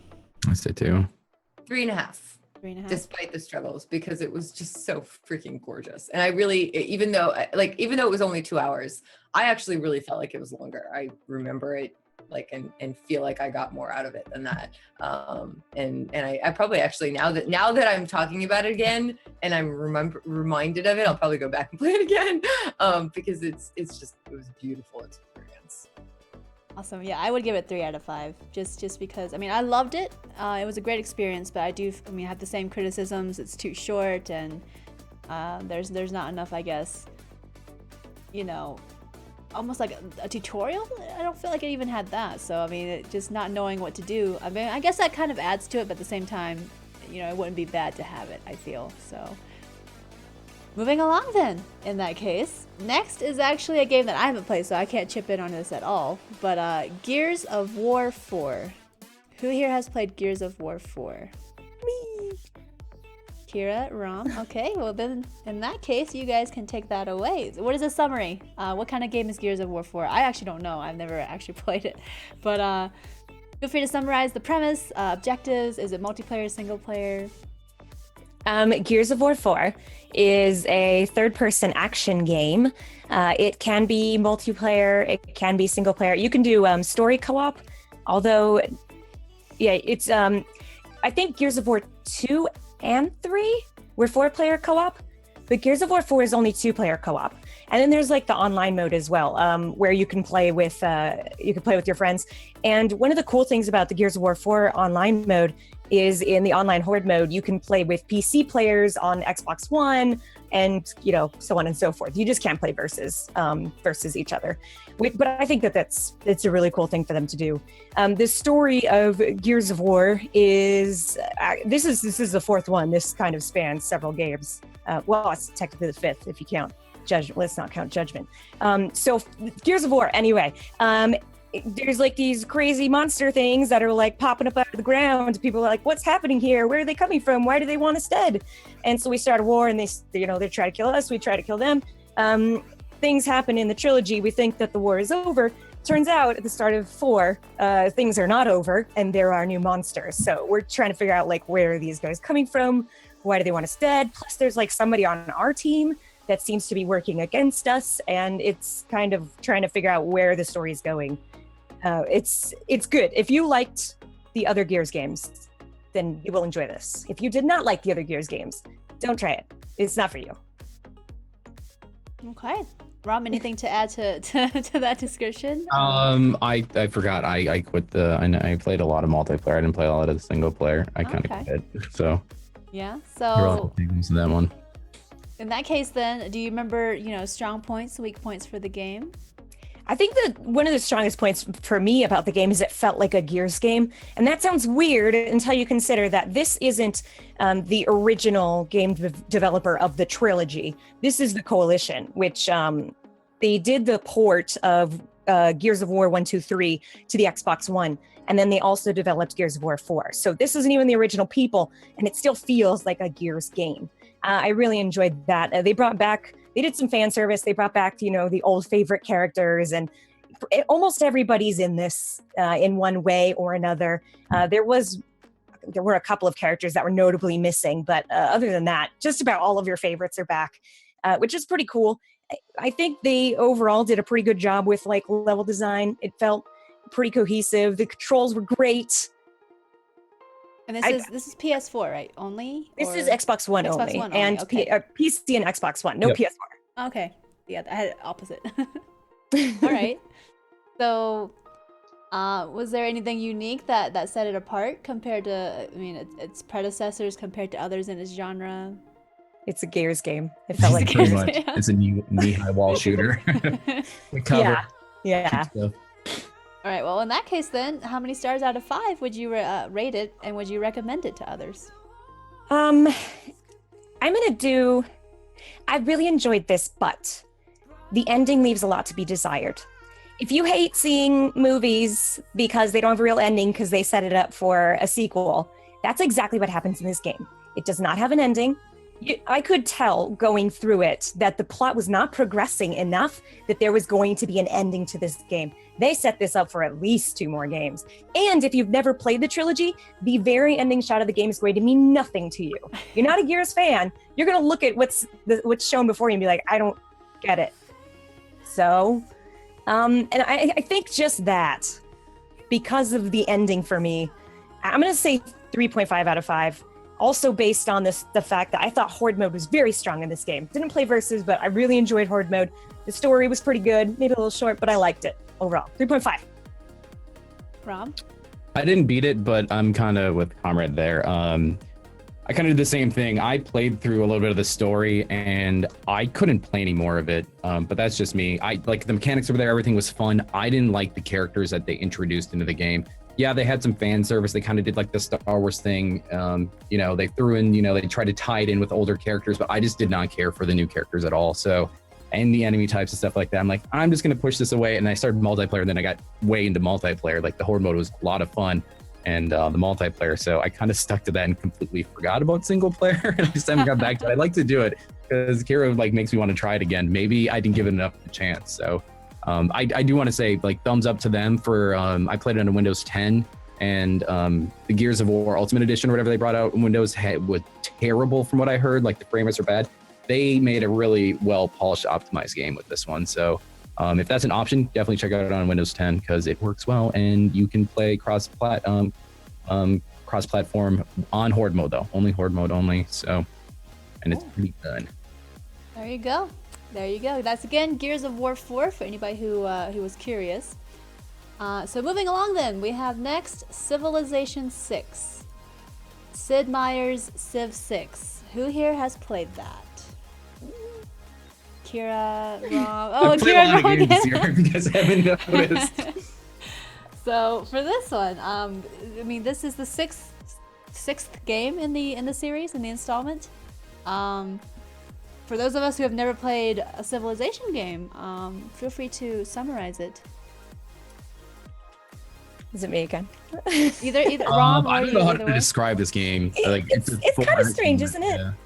This is a turn-based strategy game in which you play as a country of your choosing, and you try to take over the world by different means. There are a couple different ways to win the game, and you just want to generally pick one early in the game and do your best to win.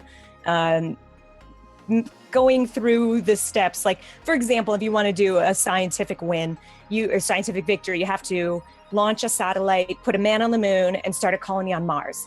And if you do those three things before anybody else does that or wins the game in another way, then you win life, apparently, and the planets. I don't know how it works. And so you say it's turn-based?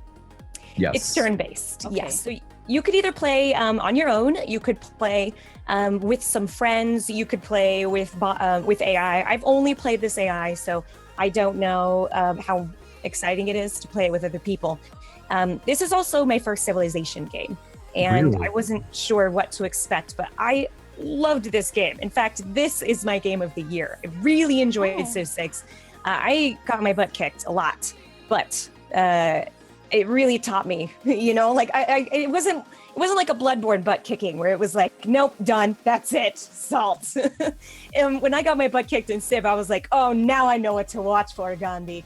So you just don't let him get the nukes, and then you're fine.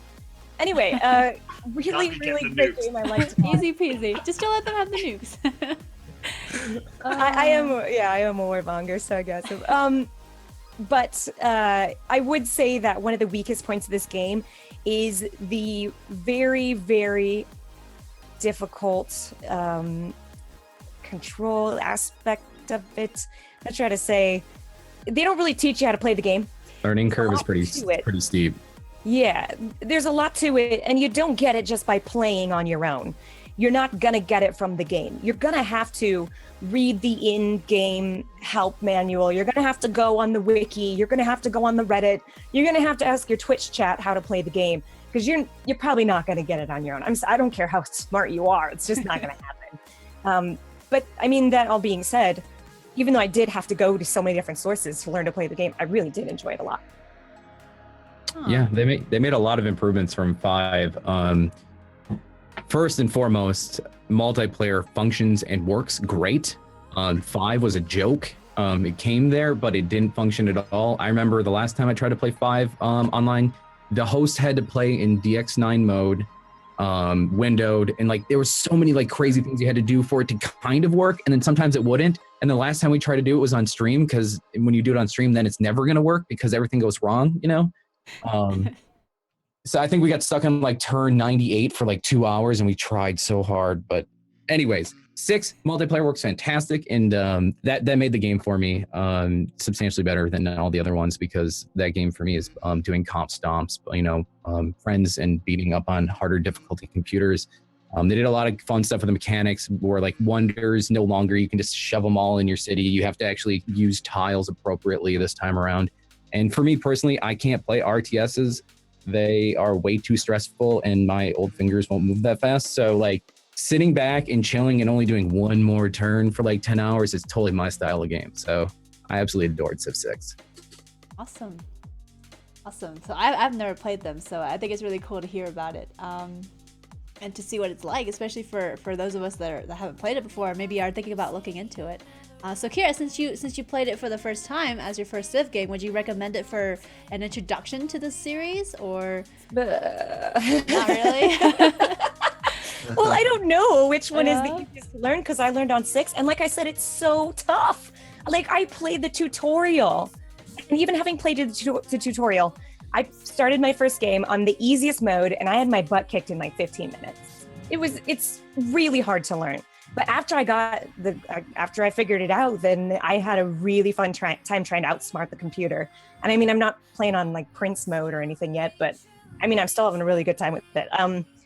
I would recommend it to people if they like games that require strategy, whether that's real time or turn-based strategy. I definitely would recommend this one. Okay, then. So how many stars, Ram and Kira, out of 5 would you both give to Civ 6? I'm going to give it a 4 out of 5. Okay, Ram. I'd do the same. I would just like to put out there though, if you're looking into the Civ series and never played it before, look at buying the Ultimate Edition or like all the Game of the Year Edition for Civ 5. You can get it for like $5. And a lot of the rules are pretty much the same. Just realize it's gonna be a single player experience and pick up 5 and learn through it. If you don't like it, then whatever. But if you really enjoy it, go get Civ 6 and play with your friends. So 4 out of 5 for me. Oh, cool. Well, there you have it. So that was Civilization 6. Sid Meier's Civilization 6 there. So moving along then to our next game, it's Doom. The one that came out this year. There's no number after it. But I didn't play this one. So how many here have played Doom that came out this year? So Bog, Rom, and Tess. Okay. Well, in that case, feel free to summarize it for us. Bog, would you like to summarize the premise of the game, what it's about, multiplayer, single player, objectives, and all that? It's Doom! It's a first-person shooter. I only played and I didn't finish it, but I played through a lot of the single-player campaign. It's got a multiplayer mode as well, but I don't think it says. I think that really what people like about this particular version of Doom is the single-player experience. It is you're basically fighting demons. Lots and lots of demons. The denizens of hell are unleashed. And like Tess was mentioning earlier, it's a very fast-paced shooter. And it's got a really awesome progression system. And you get to upgrade your weapons and the skills that you have over time. And it's a gory, bloody, like awesome popcorn romp. Like I couldn't believe the things I was doing to these demons and how my character wasn't throwing up. But at the same time, I was like joyful while doing it. It's really weird how you can like celebrate while you're like literally ripping the mandible off of this demon spawn.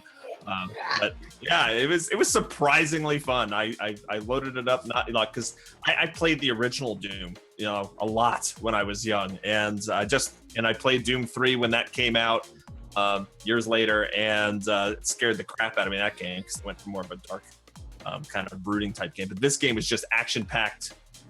Just slaughterfest, hilariously fun, good time. So that's the premise of the game. Well, there you go. Cool. Kill.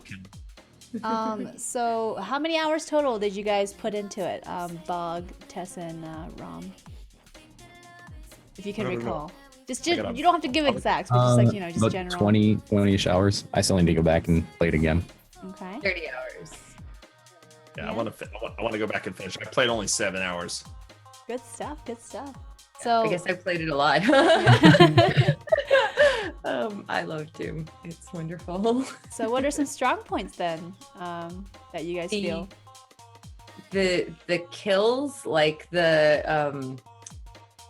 have this like special kill mechanic, right? So you could just shoot things, but there's like a final sort of movement, and it's so satisfying when it happens and you get it right. It's easy to do, right? And the controls are very smooth, and it is very fast paced. And at times it actually, like the single player got almost too intense. It was so intense. It was crazy. And it doesn't slow down. Like you'll finish a section and you'll be like, okay, oh my God, they're after you again.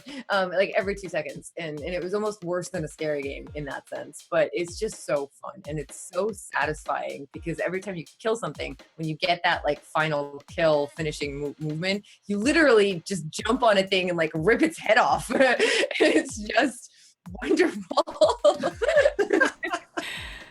I love how you're just giggling about it. It's wonderful to rip your head off, just.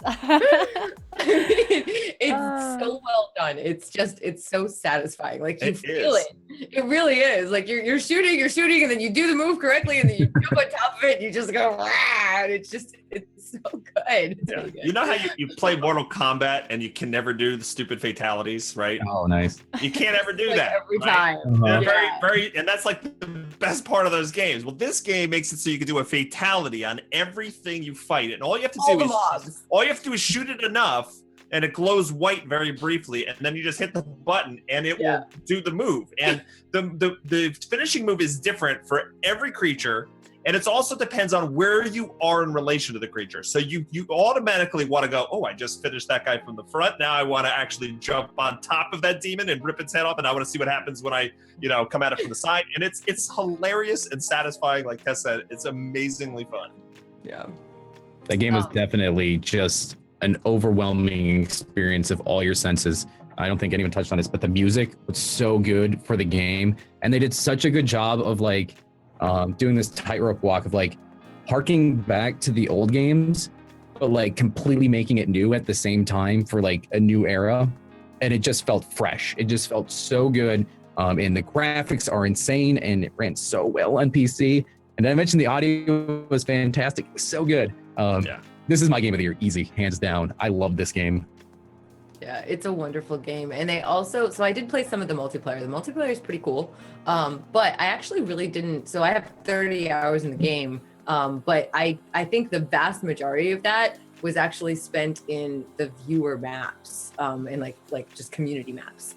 Because they came out with a really, really awesome sort of editing system. And the multiplayer maps, I feel like for both PvP and sort of just like playing through them, were almost better than some of the campaigns. Not really better, but some of them were really, really interesting because it was such a powerful sort of tool, but it was really easy to use for people. And so many people just made maps. And so like, I think for like, I don't even know how many weeks, but for a while, I just played maps that viewers came up with, and it was really easy to like pull them. It was a great thing to stream because people would come in and be like, here's a code, and here's a code, and here's a code, try my map. And some of them were short, and some of them were long, and some of them were complicated, and some of them were easy, and then you could rate them. And it was just, I don't know, that part was really fun for me, was seeing what the community came up with. So that worked well, because so that's like Mario Maker for Doom, right?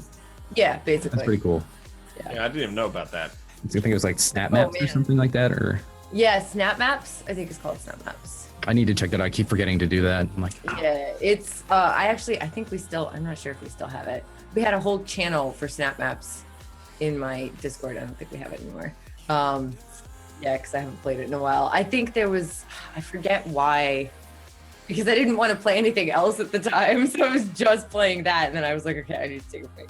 But it was really, really enjoyable to do that. And just the whole game, like the feel of the combat, the mechanics, the fatalities, all of it. It was just a great game. I agree with you on the music, although I eventually had to turn it off and play my own because it was like Dark Souls. The music absolutely adds to the intensity, but it's too intense for me. I actually can't handle that much, especially when I'm trying to sort of progress through something in front of an audience. Like I really need, it was really funny because at one point I was playing through the campaign and I had like chill step in the background. So you'd hear this like super chill, like relaxed, almost spa music. And I'd be going, rah! And killing. It's a good game. I love it. Yeah, it's a close to game of the year for me. I don't know if I can pick a game of the year. I'm gonna have a hard time with choosing that. So, I don't know. All right, But so, well, in general, then, what about any weak points to the game? Those of you that played Doom. the multiplayer for me, but that's, I'm just, picking at straws here. Like, it was made by a different company and it was remade like 8 times, and it's not really indicative of a single player at all. And I just didn't care for it. It could have been shipped without it and I would have been fine with it. Yeah, I kind of feel like the multiplayer just wasn't as exciting as the snap maps for me. And like the snap maps, there was multiplayer, and I wanted to do, like there were snap maps where you could do them co-op, and that's one thing that I think. I mean, I can't pick at it as a bad point because it's just they added so much. They gave you a multiplayer, they gave you a full campaign that's really epic, and they gave you snap maps. Right, so I can't be mad at them for not giving me co-op in the main campaign. But if there was one thing I would want from them, is a co-op in the main campaign, because that would really have been fun if that was a thing. That would have been really cool. Or like a wave mode or something. Although there were wave modes made by viewers and people, so I feel like the multiplayer versus even there were more fun versions of it in snap maps than there were in the actual multiplayer. So that I do think that could have been a lot better. But I still think it's an amazing game regardless. Yeah, Rom and Bog, any criticisms, weak points you feel could be improved on? No? I don't feel like I put enough hours into it to really critique it. Yeah. I loved every second of what I played of it, but just never got around to finishing it. Cool. Well, then in that case, then how many stars out of 5 would you guys give Doom? And would you recommend it to others? Absolutely would recommend, and I would say it gets a 5. I'd say 5 as well, and it goes on sale all the time for like $25. It's such a good steal for that much, and it's a 5 simply because as soon as I picked it up and played it, I got chills the first time, and those chills went through the entire game. I just kept getting chills, like new audio and stuff. It's just, I love this game. Game of the year. Yeah, I'm gonna abstain from rating it because I haven't completed enough or spent enough time. But I actually absolutely adored the time I did spend in it. Cool. Well, there you have it, guys. That was Doom. Let me put that back in chat for you guys if you're curious. Check it out. And then we move along here now to the next game, which is Final Fantasy 15, which literally just came out. And who here has played it? Kira and Rom. All right, so I guess without going into too much spoiler, for anybody who doesn't know a Final Fantasy, it's the 15th in the series. There's been some spin-offs here and there, but the 15th main game in the series.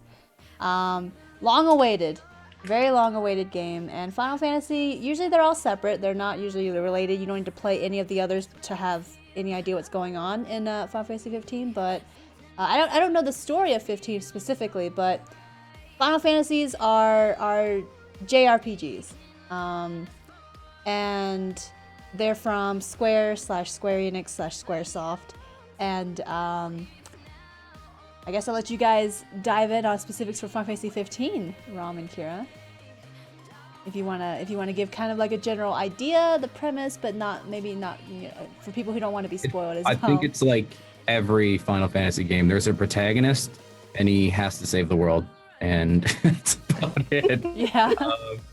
You can pretty much wrap them all up in a nutshell, and there's going to be some hardships and mini games on the way, but it's a third-person RPG. And this one is in particular kind of open worldish, more so than in the past, although it tailors and narrows in some places. But yeah, you walk around with your boy band, as some people have declared it, and you save the world. I think that's like 90% of the first thing people say when you're streaming Final Fantasy 15 in the chat. 90% of people are like, it's the boy band game. Guys, find a new joke. We've heard it. I'm tired of fake laughing every time you put it in the chat. Just putting it out there. Let's save all the Final Fantasy 15 streamers. I love it. Have you beat it, Kira? Yes. Okay. Have you beat it, Rom?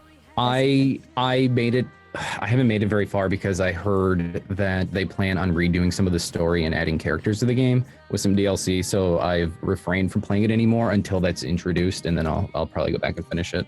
How far did you get? Fishing wise, about 30 hours into the game. I fished so long in that game off cast because I couldn't proceed in the story because I could only stream, to do the story. I think I only got to like chapter 4, but Okay. I'm a fishing master. I'll tell you what. Like, I've been around the world fishing that game. It's funny. I haven't played it, but somebody in my community just keeps talking about the fishing in the game. It's amazing. Like it's literally fishing fantasy for me. Like that's it. Honestly, I always hate fishing in games, always, but I really like fishing in 15. They've made Really? it pretty easy to get, and it's pretty fun to do. I hate fishing in games too, so now I'm curious. Final Fantasy 15, it's kind of disjointed, and it helps to remember that 15 started out as a spin-off of 13, and 13 is almost universally reviled within the Final Fantasy fandom. There are some people who are like, yeah, I loved 13, but they're much fewer. They're the minority. 15 started out as a spin-off, and I think you can really feel that toward the end of the game. Chapters 13 through 15 feel nothing like the beginning of the game. And I'm not saying, the tone change Because in the very beginning of the game, you're four boys, you're on a road trip, whatever. The main guy's gonna go get married. It's kind of like a very casual bachelor party. And then stuff goes down, as is wont to happen in video games, and stuff gets real. And then the tone of the game changes, and you definitely feel that too. But it just feels like the inspiration for chapters 1 through 8 was Grand Theft Auto open world, and then 13 through 15 was Final Fantasy 13. It really it felt so much like that it really changed my opinion on the game. And I find it hard to remember the fun times I had chapters 1 through 8 when I think about everything that I went through in chapter 13, because screw that chapter so hard. Oh my god. Overall, I think it was a good game. I definitely have my gripes. For example, the camera during battle mode is very frustrating. I get stuck in rocks, I get stuck in trees. More often than not, I'm just slashing blindly because I can't see anything, because there's a tree right in front of my camera and I can't rotate it. There are no warp points around me, so there are 4 iron giants around me just wailing on me, and I can't get away because there's nowhere to go. It's very frustrating. Overall, I really did enjoy the game, and if you're a Final Fantasy fan, I would say play it. But if it were me, I would wait for a sale, like $40, and then I would buy the game. But like Rom said, they are releasing patches for the game, and some of them are for the plot. 13 things got really murky. The plot still doesn't make sense to me, and I've been on the wiki. I don't know what's going on, but they're going to go ahead and patch the game and make the plot a little bit easier to understand, because one of the guys just gives you exposition and you're just like, wait, what? Stop, you're going too fast. I don't understand. But for the most part, I did enjoy the game, and I am still playing it even after I beat the game. So I think that's really interesting, because for me, I've played Final Fantasies, but I played like the old school ones up to 10-2. I played 7, 8, 9, 10, and 10-2. And I dabbled a bit in 13, but never finished it. And then, Final Fantasy 15 is out, but I didn't have a PS4. Now I do. I just haven't set it up yet. But it's interesting that they can push updates while the game is, out and change it. Whereas like before, I'm used to Final Fantasies being like, this is the final product, there's no changing, And so I think that's really cool. I would say that they rushed the game, except it was in development for 10 years. So why did we get this? Why did it come out like this? Very interesting point. And there's a season pass, right, for the game? To be honest, I thought I saw there was, and I think that's interesting. I think they've said 6 DLCs are going to be planned for it. Oh wow. There you have it. Very, very cool, because like I said, I'm used to Final Fantasies being like a final product and nothing being added, nothing changed, So it's cool that they're doing that with 15. Well, it's needed. It's not cool. It's needed. It's necessary. I don't want to finish the game now. Don't trust me, Mom. Don't do it. Don't do it. Side quest forever. I'm just gonna fish and pretend the world is not gonna end. Yeah. Live out the rest of my days. After you beat the game, you can. You can go back and do those side quests that you didn't get to do. Okay. So, but honestly, I would wait for the patch at least before chapter 13. You do not want to do that until there's a patch. I don't know what they're going to add, but it's got to be better than what's there now. I do have to say though, like the fighting in the game is superb, especially for people who haven't maybe played it before. Because you do it a lot. The fighting and the also needs to be said, the animations are outstanding. Like how characters like bump into each other or whatever, or just like the riff, just the talking between each other, or the fighting, like they push in, they'll actually like stumble a little bit. Like it's amazing. You can see why it took so long, but why didn't they fix the camera though? Yeah. One more thing I do want to say before we move on is, if you're going to play 15, I would absolutely recommend that you watch Kingsglaive, Yes. the movie. Otherwise, you won't understand what's happening. And then there's also an anime on YouTube called Final Fantasy 15 Brotherhood. There are 5 episodes, and they're less than 15 minutes each. Mhm. It gives you the backstory that you very sorely need into the relationship between these 4 guys. Otherwise, the game's going to start. There's 4 dudes. The king's like, hey, I have a road trip. See you guys later. You're like, I don't know what's happening. Who are these people? So definitely track that stuff down and watch it. Yeah, because while that road trip starts, there's a lot that goes on in Kingsglaive before that, and it's pretty much, and they skim over it just briefly. It's kind of bad. there you go, guys. So just I guess any other strong points, weak points to Final Fantasy 15 based on your experience so far? Needs more ladies. Like 2 chicks in this game. Well, I'm there you gonna have give it. it 3 out of 5. 3 out of 5. Rom? I I haven't don't. I finished don't it, feel like I but- played enough, but yeah. I'll just say I want a fishing spinoff game. That's all I want. I will buy that. Final Fantasy Charge me Fishing. $40. I'll buy that on the spot. Oh, I love it. Well, there you have it, guys. That was Final Fantasy 15, and which came out not too long ago. So check that out. Moving along, then, our next game is XCOM 2. How many of you guys have played XCOM 2? Oh, is it Ramen, Kira still? Okay, cool. I should have done the better order with this. I'm so sorry, guys. But If you want to switch, we can too. If you we want. can. Okay, I guess we can swap around a bit here. How about Battleborn? Battleborn? Who's here played Battleborn? Okay. Dabbled. Okay, we can talk about that. Let's talk about Battleborn. We're just gonna change the order a little bit here. We'll come back to XCOM 2, guys. Don't worry. But Battleborn is our next one. So, who would like to give a summary of Battleborn? I can take this one. So Battleborn is a very interesting combo of different things. It's an FPS, sort of, but it's a MOBA FPS, which has never really been done before. Like right now, there are a bunch of companies that are kind of coming out with them.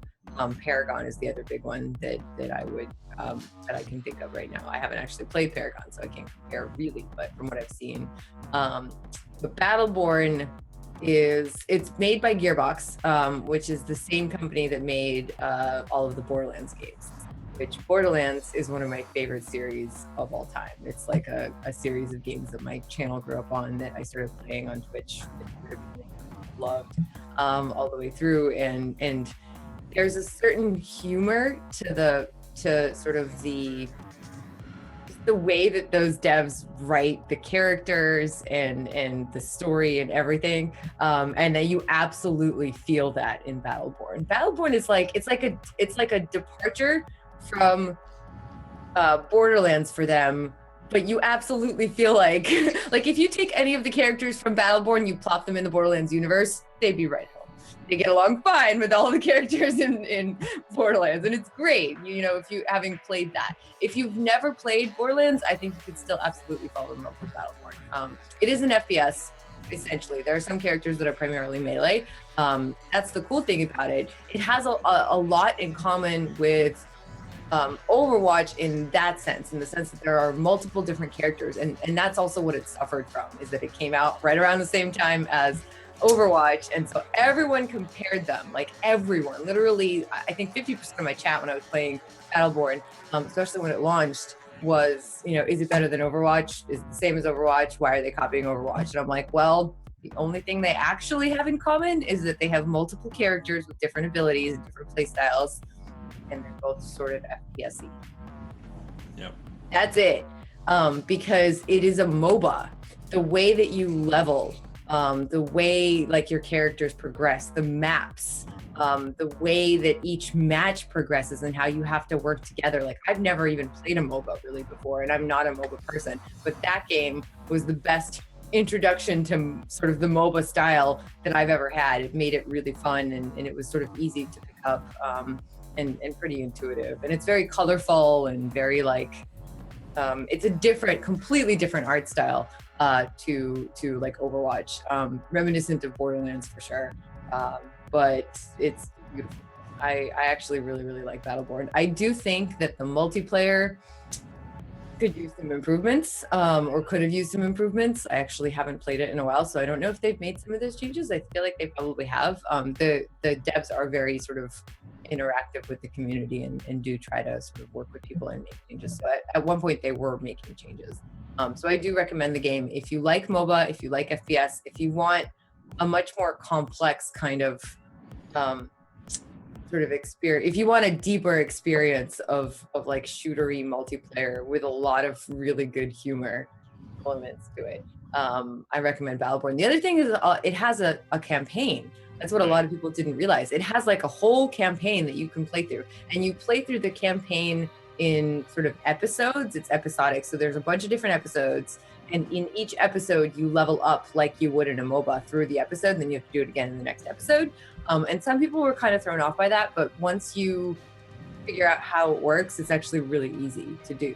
And it's really fun because there's loot, and there's they're really interesting different maps, and the bosses have fun mechanics, and it's a really big game. I think it really suffered from when it was released. Definitely. I just piggybacking off that, like I haven't played it a ton, but that was the part that I loved. I loved that there was a single player campaign to actually teach the game, to learn the different characters, and just show off the humor of the game. The writing was hilarious and stuff like that. And it did come out right when Overwatch is, and we already talked about, that I loved Overwatch and jumped in on that. But that's one thing that like Overwatch lacks, and they are completely different games. But like introducing Overwatch characters in some sort of single player experience would be amazing. So I thoroughly enjoyed. I didn't play a lot of the multiplayer modes, but I thoroughly enjoyed the single player campaign experience.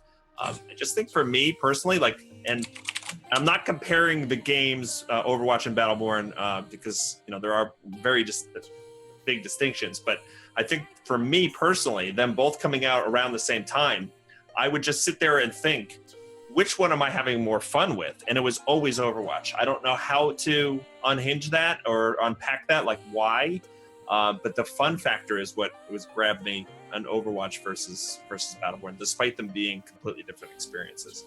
Yes, it was the one with the very British robot sniper. I remember that guy. I like yes. I see where you're coming from, Bug. I feel like it takes a little bit more effort to jump in, right? And the matches are longer if you're playing multiplayer. And I think a lot of people did compare it to Overwatch. And so so like most people, even though they're so different because of the release schedule, everyone was just like Battleborn or Overwatch, right? And they tried both, and they tried the multiplayer before trying the campaign in Battleborn. And they were like, oh, this is cool, but it's complicated. And then they jumped into Overwatch and they were like, oh, go, basically. And Overwatch is just easy. It's an easy game.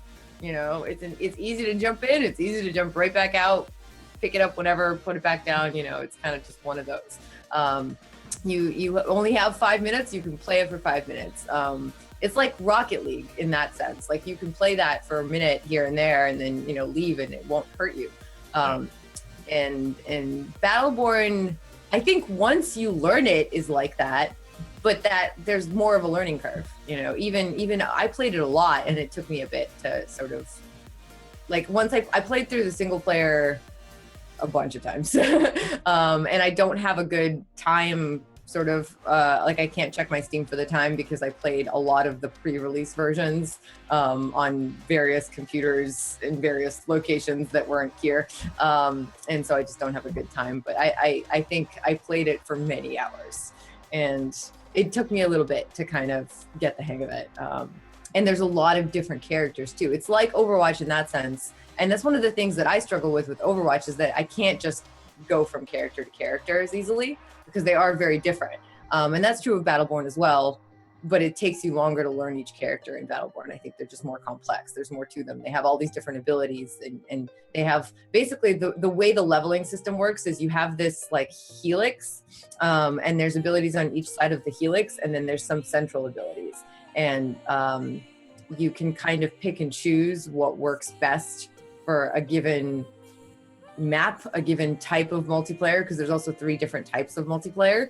2 are very MOBArific, although different MOBArific kind of map types, because I think there's, somebody correct me if I'm wrong, but I believe there's 2 maps per multiplayer game type. I think they were releasing more, and I'm not sure if they have yet or not, but basically depending on the situation, you could choose different sides of the helix and it would work better. So it's just a complicated game. It's just a more complicated game. But if you're looking for a MOBA experience with FPS elements, like I would never I personally would never play a traditional MOBA. Like Heroes of the Storm, for example, Snowlit plays it all the time. I've watched her play it. I totally get why people like it. Like I get why she likes it. I think it's a very cool game. I would never play it. It just would never be my thing. I just couldn't get into it. It's just not my thing. The whole top down, just not my thing. But with Battleborn, it was kind of like an FPS MOBA, and it was cool. I liked how complicated it was. But I can definitely see if the same people are looking at it and looking at Overwatch, like the same people that are looking at Overwatch are looking at Battleborn, you know, they just shouldn't have been released at the same time. Yeah, I remember when they were released, they were literally like right on top of each other, and the hype, that's when the hype went for both games, and yeah, there was a lot of comparing. And I remember that when I played both and streamed both, and it was people were always asking, you know, how does this compare? And I was like, I feel like it's different. And I agree, there's a little bit of more complexity to Battleborn. I was actually confused with the Helix upgrade thing. I was like, what is this? Because it was a lot to get into to start out with, and it's not as, I guess, simple in terms of just catching on and learning right away, like it is with Overwatch, which I feel the learning curve is a lot less steep for that game, personally. It's great. They're both great games, but they suffered from timing, unfortunately. So. Yeah. That said, though, other than the timing, any other weak points for Battleborn, just based on what you guys have experienced? I think there were problems with the matchmaking for multiplayer. I don't remember exactly how that worked because I always played with streamers or the community in my chat, and so I never struggled with it. But I think people that started playing competitive had some sort of issue with the multiplayer, and I'm sure they've sort of fixed it at this point, because I remember it, like right when I sort of stopped playing it and had moved on to some other stuff, a couple of my friends that were still playing it were like, yeah, competitive multiplayer. I don't remember exactly what the issue was. I don't know if somebody in chat knows, but I know that the response was swift, and they were like, okay, we're gonna fix it, and then they always, like, those devs are so cool about listening to the community and giving the community what it wants, and so I personally really appreciated it. I played it with one of the devs, actually, with several of the devs at one point, and they were very like, so what do you guys like about it? What do you guys want from this game? What don't you like about it? Just like, you know, what we're talking about now, and they fixed some of the problems that we had at that point with it, and so I feel like probably the people that are playing competitive got, you know, sort of hurt by now. So I think for me, one of the weak parts of the game was that the campaign was so short. And I understand that that's probably because there were so many characters you could choose from to play the game. But, and also because there were different scripts.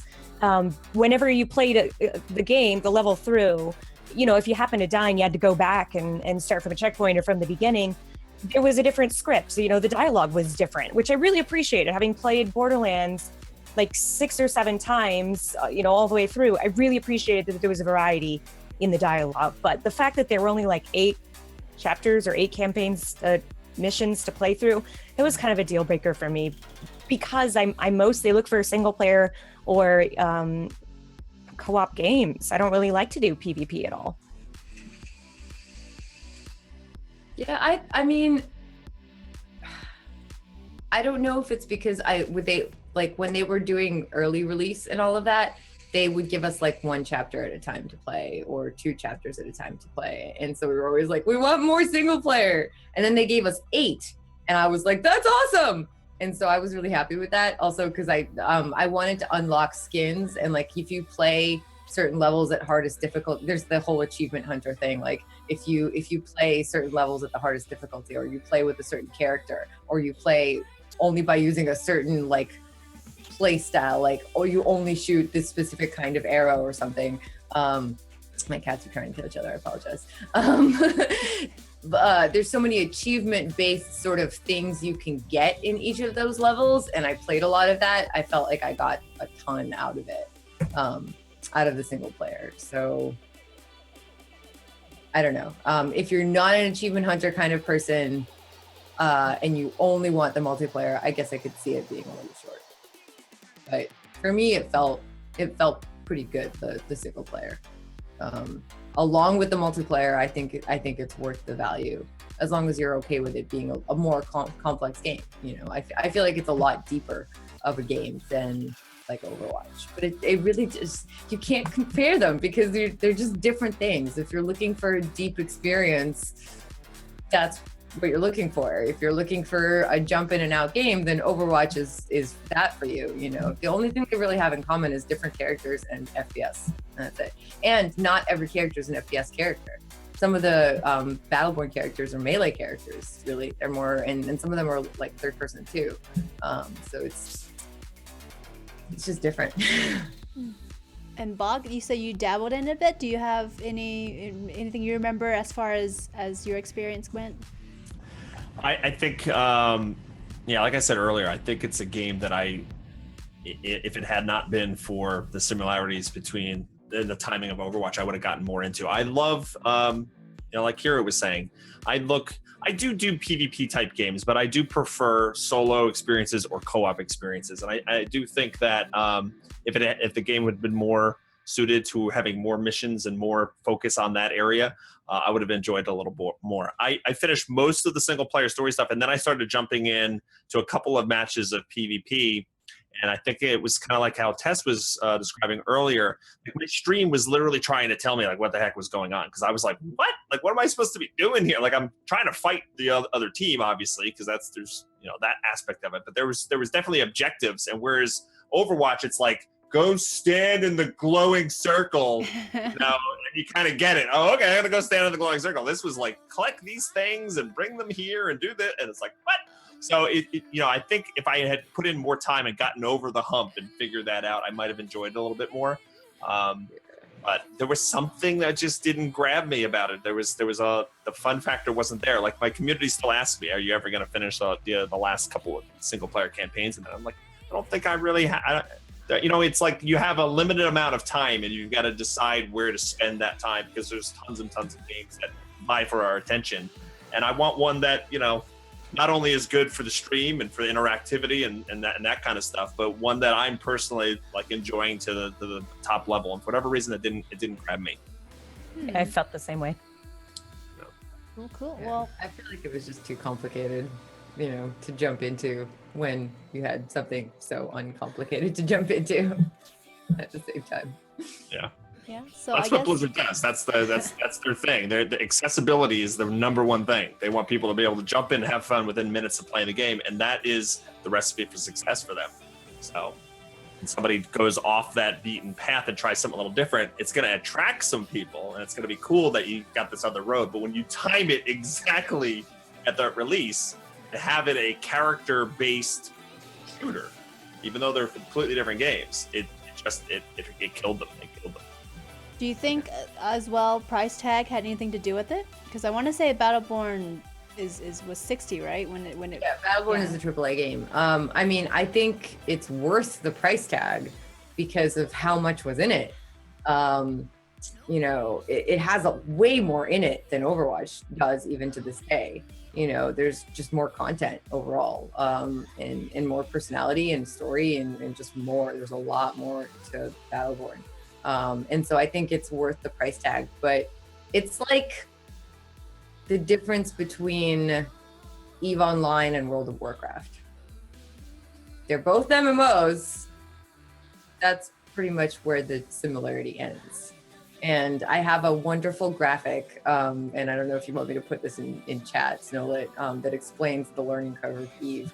But basically it goes something like, for EVE, and it's like a cliff, right? And there are these poor people like falling off the cliff to their death and like half sliding up it and just like on the cliff, it's murderous. And so I mean, obviously Battleborn is not like that, but it's a similar kind of, there's like a hump to get over, and it's just a complex game and it's just a different game. But I think it's worth the price tag. Like it's hard as a streamer, it's hard as any person with limited time to sort of sink the time into that when you jump in at first and like you struggle with getting into it, you know.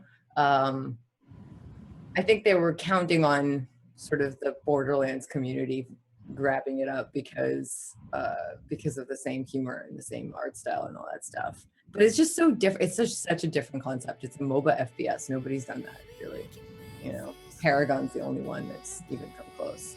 So it's just a new thing, and I think not enough people were like, or too many people were like, "What? This is too complicated." Good points. Well, in that case, then, how many stars out of 5 would you guys rate it? Those of you that have played enough of Battleborn, and would you recommend it? I haven't played it enough, I wouldn't say. I would also not rate it. Yeah. So in that case, Tess, how many stars out of 5 would you give? I'd probably give it like a 3.8 to a 4. I'd probably give it about a 4. Would I recommend it? I would absolutely recommend it if you are okay with the caveat that it is not an easy game to just pick up and jump into, you know.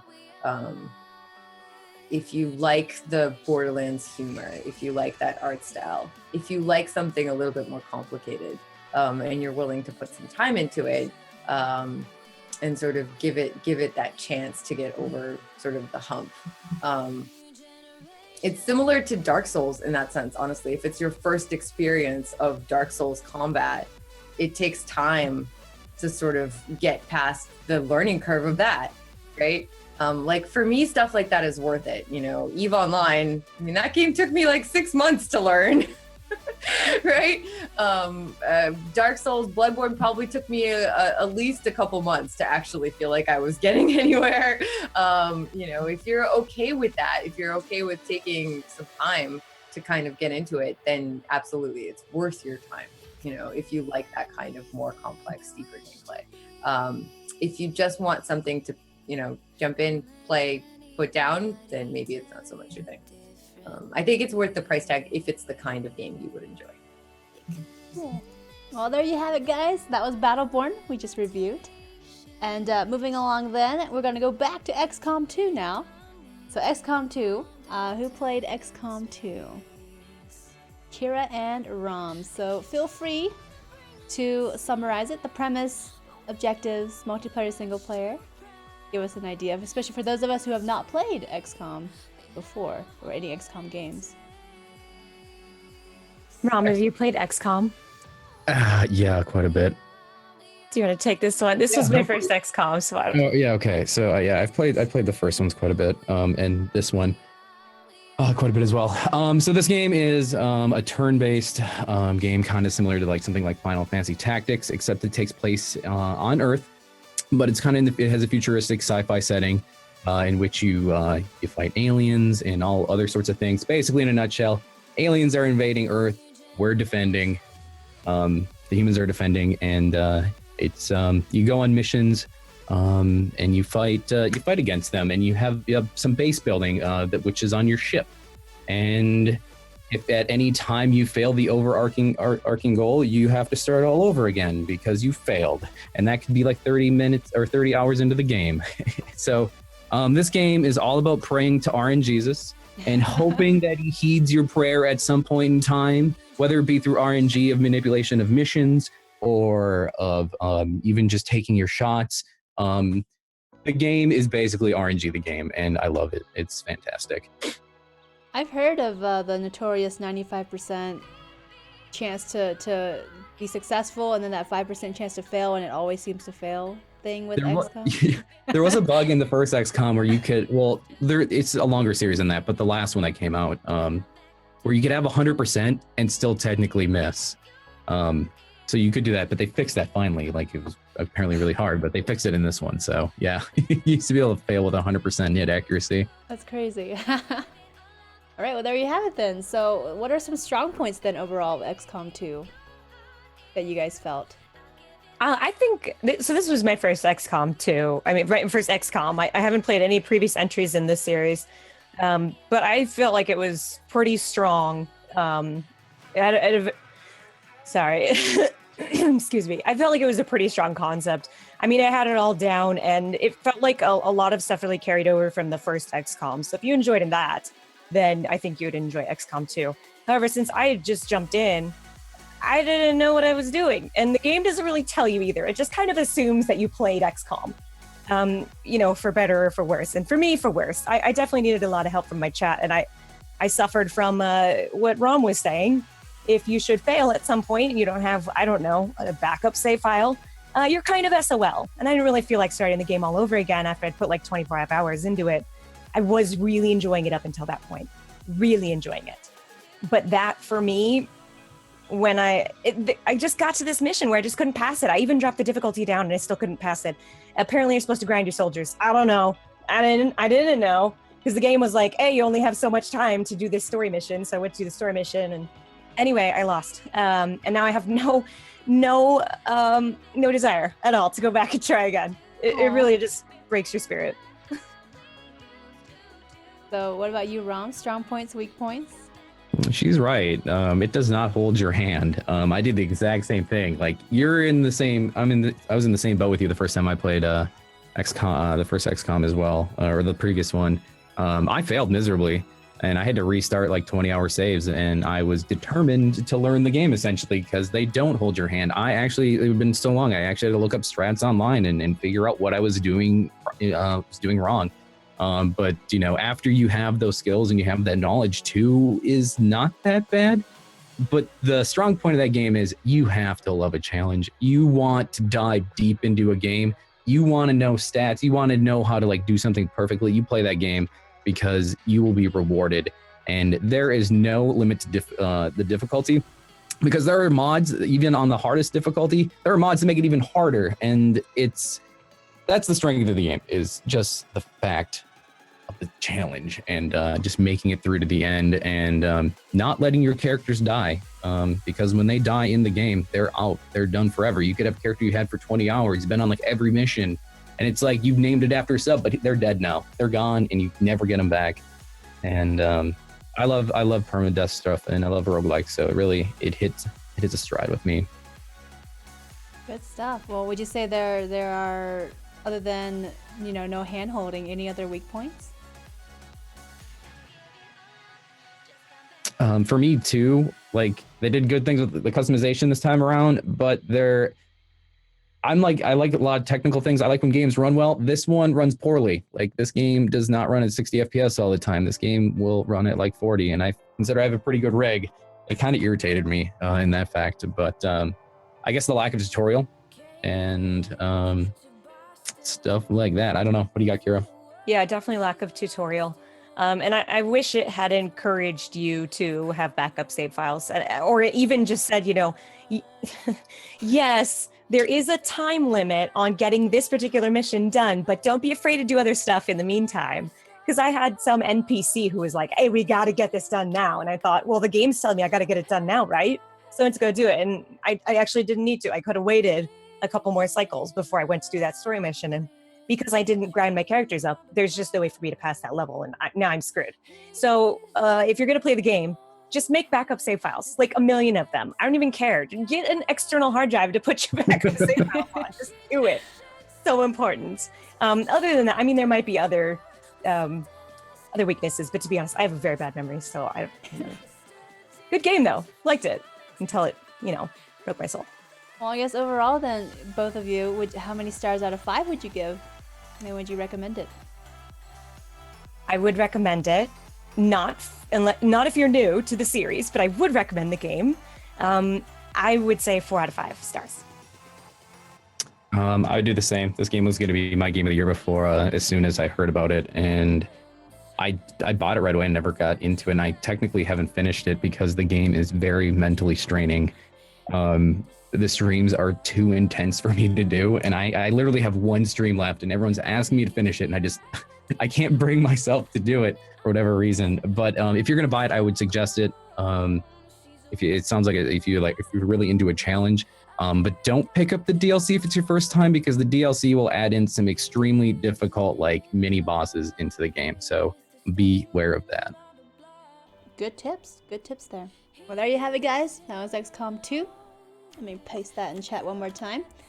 And then we're moving along to our next game. This is Necropolis.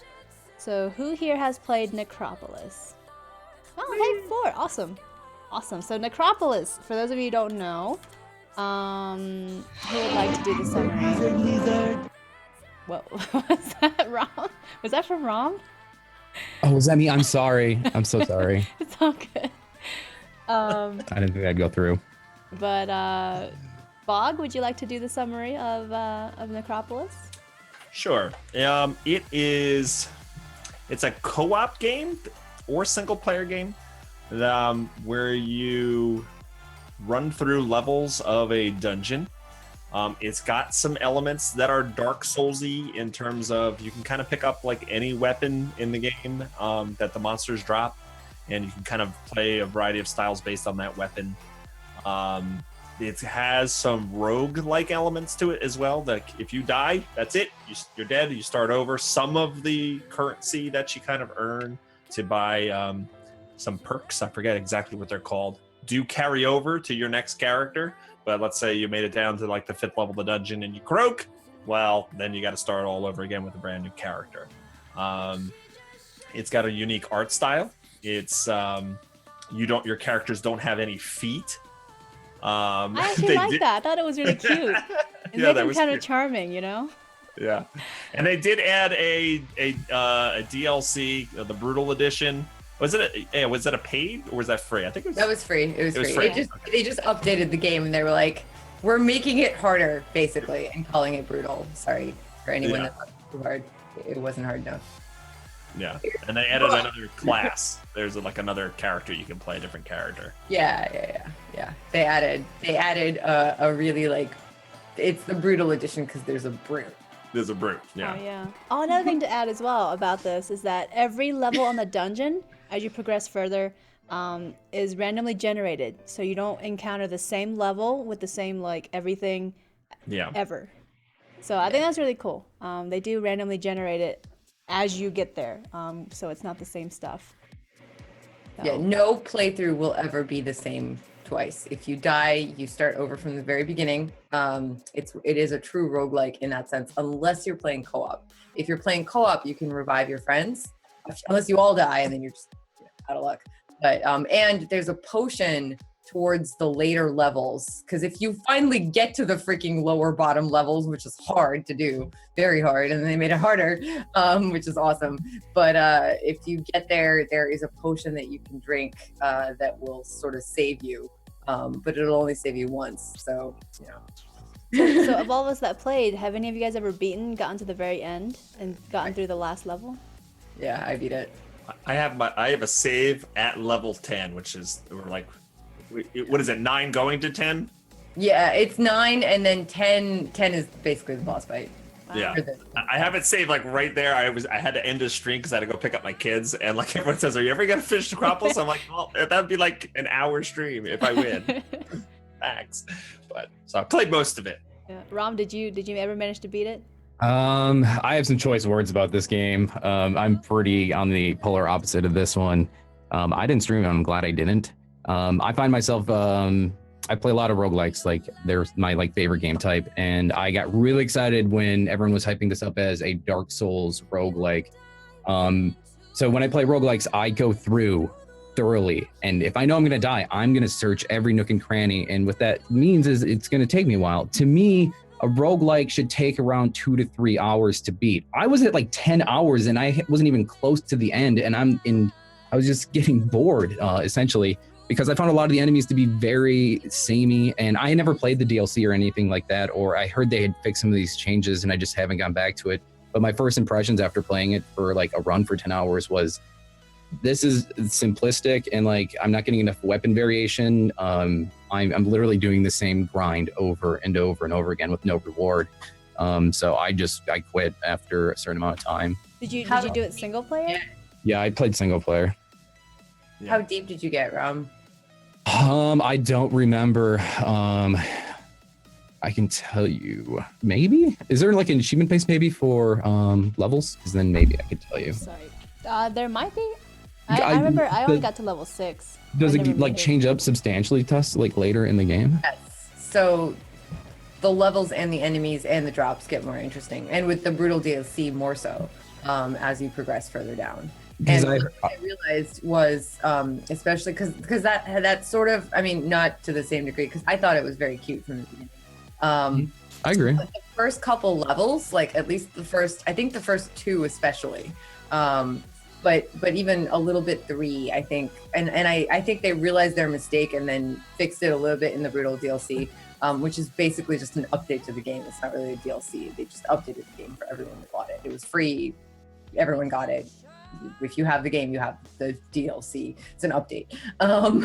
But basically, the first few levels weren't as colorful, right? And they didn't have as much like interesting enemies, interesting loot. Like all the good stuff was lower down, right? And so a lot of people, like I, like you, like to explore everything, right? Mm-hmm. And my first bunch of times that I played through it, I'd spend like 3 or 4 hours on level 1, and then like, 4 or 5 hours on level 2. I would make it like to level 3 by the 3rd day or something. Yeah. And then I would die, and I'd be like, well, shit, it's okay to say that here. Yeah, that's fine. And it was frustrating, but once I realized that the lower levels were more interesting, they were more colorful, there was a lot more stuff down there that could help you. There's a lot more interesting stuff down there that could help you. I realized that I didn't have to kill every single enemy in the beginning, because it is randomly generated, right? It's procedurally generated every level. So every playthrough is going to be different. There's always going to be a crazy amount of things that you can find on every level, but you don't need those things. The things in the first level just aren't that good, And so Right. I stopped wasting time in the first 3 levels and just found my way through, and then like sunk time into the later levels. And that completely changed the game for me. And with the brutal DLC, they improved it, but I still feel like the first 2 pretty much are just kind of like, just get through them levels as quickly as you can, and then you get to the good stuff, which I think is something that could be improved upon in the game. Mm-hmm. Because by the time you get to the end, there are some gorgeous levels down there, like really, really cool stuff that I really enjoyed. And overall, I mean, I think it's not as hard as Dark Souls, but it feels like Dark Souls in terms of the combat, and it's a roguelike, and it's totally different art style, which to me, some people were like, this is way too simple, I don't like this art style. That is totally a personal preference thing.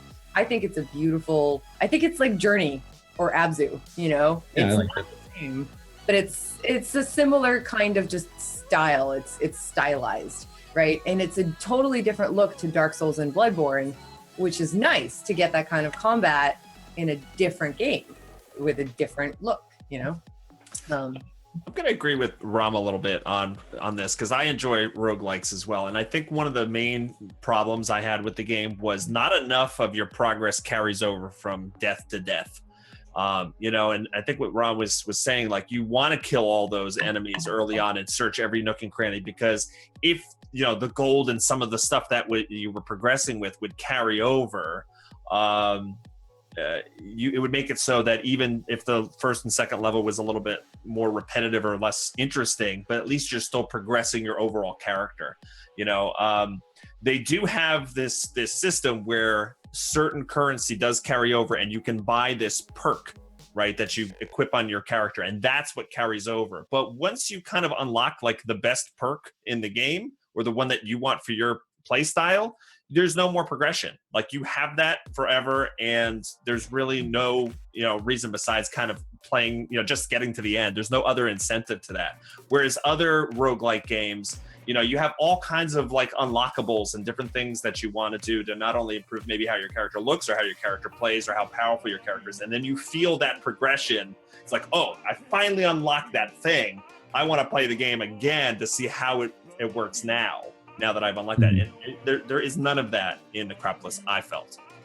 So I haven't really played a lot of other roguelikes, so I guess I didn't notice the lack of this. I definitely think from what you're describing, that would be really cool. Because I stopped playing it, right? Like, I love Necropolis. It was one of my favorite games that I played this year, but I haven't played it in a while, and I finished it and I was like, okay, and the multiplayer is cool, but even with that, like, once you finish it, you're kind of like, even though it's procedurally generated, I played it through a couple times, and then I was kind of like, okay, I'm done. Like, because there's just not, it's not going to change that much playthrough to playthrough. Yep. And so I absolutely see how that would make it much cooler. I haven't really played other roguelikes. I think the only one was like 5 minutes of Binding of Isaac, and I said, oh God, no, never again. Yeah, I should have definitely need to check the game out again after the DLC. I remember reading that people were saying that they had fixed a lot of the issues that I was currently experiencing, but it still didn't fix for me like the root cause of like it just like in terms of like other roguelikes, it was just way too simplified and the gameplay just wasn't fun. And I think I got to like 7 or 8, and I think there was like 10 levels at the time when I was playing, and I couldn't do anymore. But hey, different things for different people, right? So. I love that it was co-op. I love that. I wish I would have tried that, I guess. It would probably be more fun. I played with some of my community, and that was really fun. I think that makes it a little too easy though, because there's no permadeath unless you all die, because you can res each other. But I love co-op in games. So I like the co-op because it had friendly fire. Oh yeah, there's that too. You could accidentally kill trolling your was real, huh? Yeah. So it was just wonderful fun. Wonderful fun to completely murder all of my friends. Oh. I love killing my friends in video games. It's how I show you that I love you. It's how I show I care. Especially as you're going down that elevator to the next level, and you're just gonna be the mad dash for that chest because there's gonna be a good item in it. You're like, that's the perfect time. Stab them in the back while they're running, right? But there you go then. Well, in that case, I guess to wrap it up, how many stars out of 5 would you give Necropolis based on your experience? I give it 3 out of 5. I think if you have a group of friends that you want to just have some laughs with, and just know right away that it may sound like a game with a lot of replayability with its procedurally generated aspect and the fact that it's touted as kind of a roguelike thing. It sounds like, oh, I'm going to be able to pour tons of hours. I do think it gets a little repetitive. Rom and Tess? I'd give it a 2. It wasn't what I thought it was going to be. And as someone who really likes roguelikes, and they touted it as one, especially from the beginning and still kind of do, I have to rate it in terms of roguelike standards then. That I played, so I'd give it a 2. Cool. Tess? I'm sorry, I'm distracted by super nice things. I would probably give it a 3.5 to a 4 again, because I'm not coming from a roguelike background, and not being a person that ever really enjoyed roguelikes and sort of knew what they might entail. I wasn't expecting that. I was basically expecting another kind of Dark Souls, I guess. I don't think I knew what I was expecting. I kind of was coming into it when I started being like, what is this going to be? And it was a pleasant surprise for me. And I love when people go to the trouble of doing procedural generation in their levels, because I think that it gives the game replay value. And I did spend, I don't know, a lot of hours. I have to find it. 41 hours.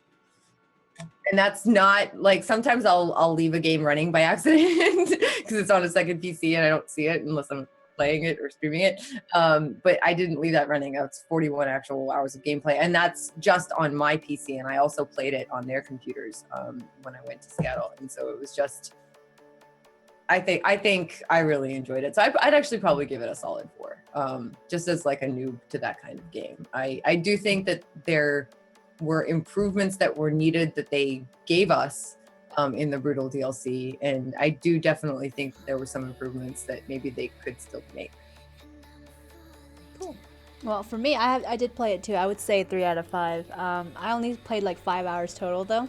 I never made it to the end, and I wasn't, I guess, compelled to keep trying since I haven't played it in forever. And I haven't played the DLC, so I don't know if it's gotten better or changed. But for me, the strength was the multiplayer aspect, because I thoroughly, again, I'm also same as Tess. I didn't have a roguelike background. I didn't really play any others before this one, and I think the multiplayer was what made it so fun for me personally, because I could get my community involved, and it's always fun when you can do that. Yep. So yeah, that would be it for me. So again, guys, that was Necropolis if you're interested in checking that out. And moving along now, we only have a few games left for 2016 to review. And one of them is, believe it or not, Pokemon Go. So we're moving on to Pokemon Go. I think only a couple of us have played enough to review this. But everyone else, feel free to chip in based on also what you've seen. And if you have like close friends or family that play as well. And because you kind of couldn't avoid Pokemon Go when that first came out. Nope. Right? Not at all. It was literally everywhere.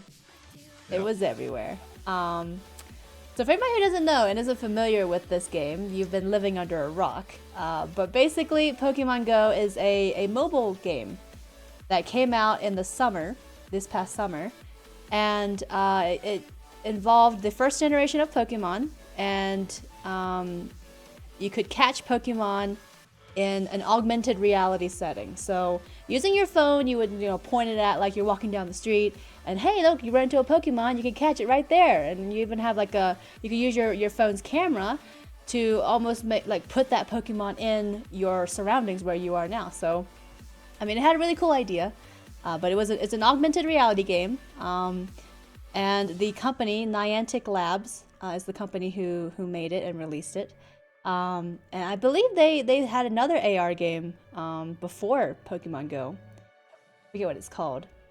But it basically is catching Pokemon, only the first generation. Though I think didn't they add new Pokemon with the newest update? They might have. Yeah. They're only hatchable through eggs, though. What? Well then. But yeah, they added catching Pokemon, they added a Pokédex, they added, or with Pokemon Go, they have, the Pokédex, catching Pokemon, hatching eggs, going to what they call Pokéstops, which are places of interest, monuments, things like that, where anybody could go up to, and if you get with close enough range, you can actually spin the little Pokéstop on your phone and get stuff like Pokeballs and eggs and things to further your play. But essentially, that's what Pokemon Go is in a nutshell. And it was all the hype in summer of 2016. Even if you weren't interested in Pokemon, you couldn't avoid seeing it. You couldn't avoid running into it. Everybody played it, basically. Or most everybody played it. And of course, it was always in the news for various reasons. But that's the gist. And so for those of us that have played it, or at least experienced it to some degree, Yeah. how do you guys feel about it? Strong points, weak points? I played it a lot. I played it more than I ever thought I would. My kids, I have a 10-year-old and a 12-year-old, and they love Pokemon. They watch the show, they watch the cartoons, they have the cards. So when this came out, I knew that my life was going to involve Pokemon Go. So I was surprised. It's a unique experience. It really is. It is as a professional streamer who plays a ton of different games. Is it like amazing? No, there's not much to it. But what it does do, and one of my first tweets about this game was, here I am. I think it was in like July or something like that. I posted a picture of me and my kids outside of my neighborhood walking around. Like I'm outside at 9 p.m. at night with my kids just taking a walk. Like there's no other game that gave me that experience where I'm actually spending quality time with my kids out of the house and we're all having fun. So and I've taken them trips to college campuses around. We walked around them in the fall, and my kids have gone to New York City in Central Park with my ex-wife to it. So you're actually. It's Pokemon Go.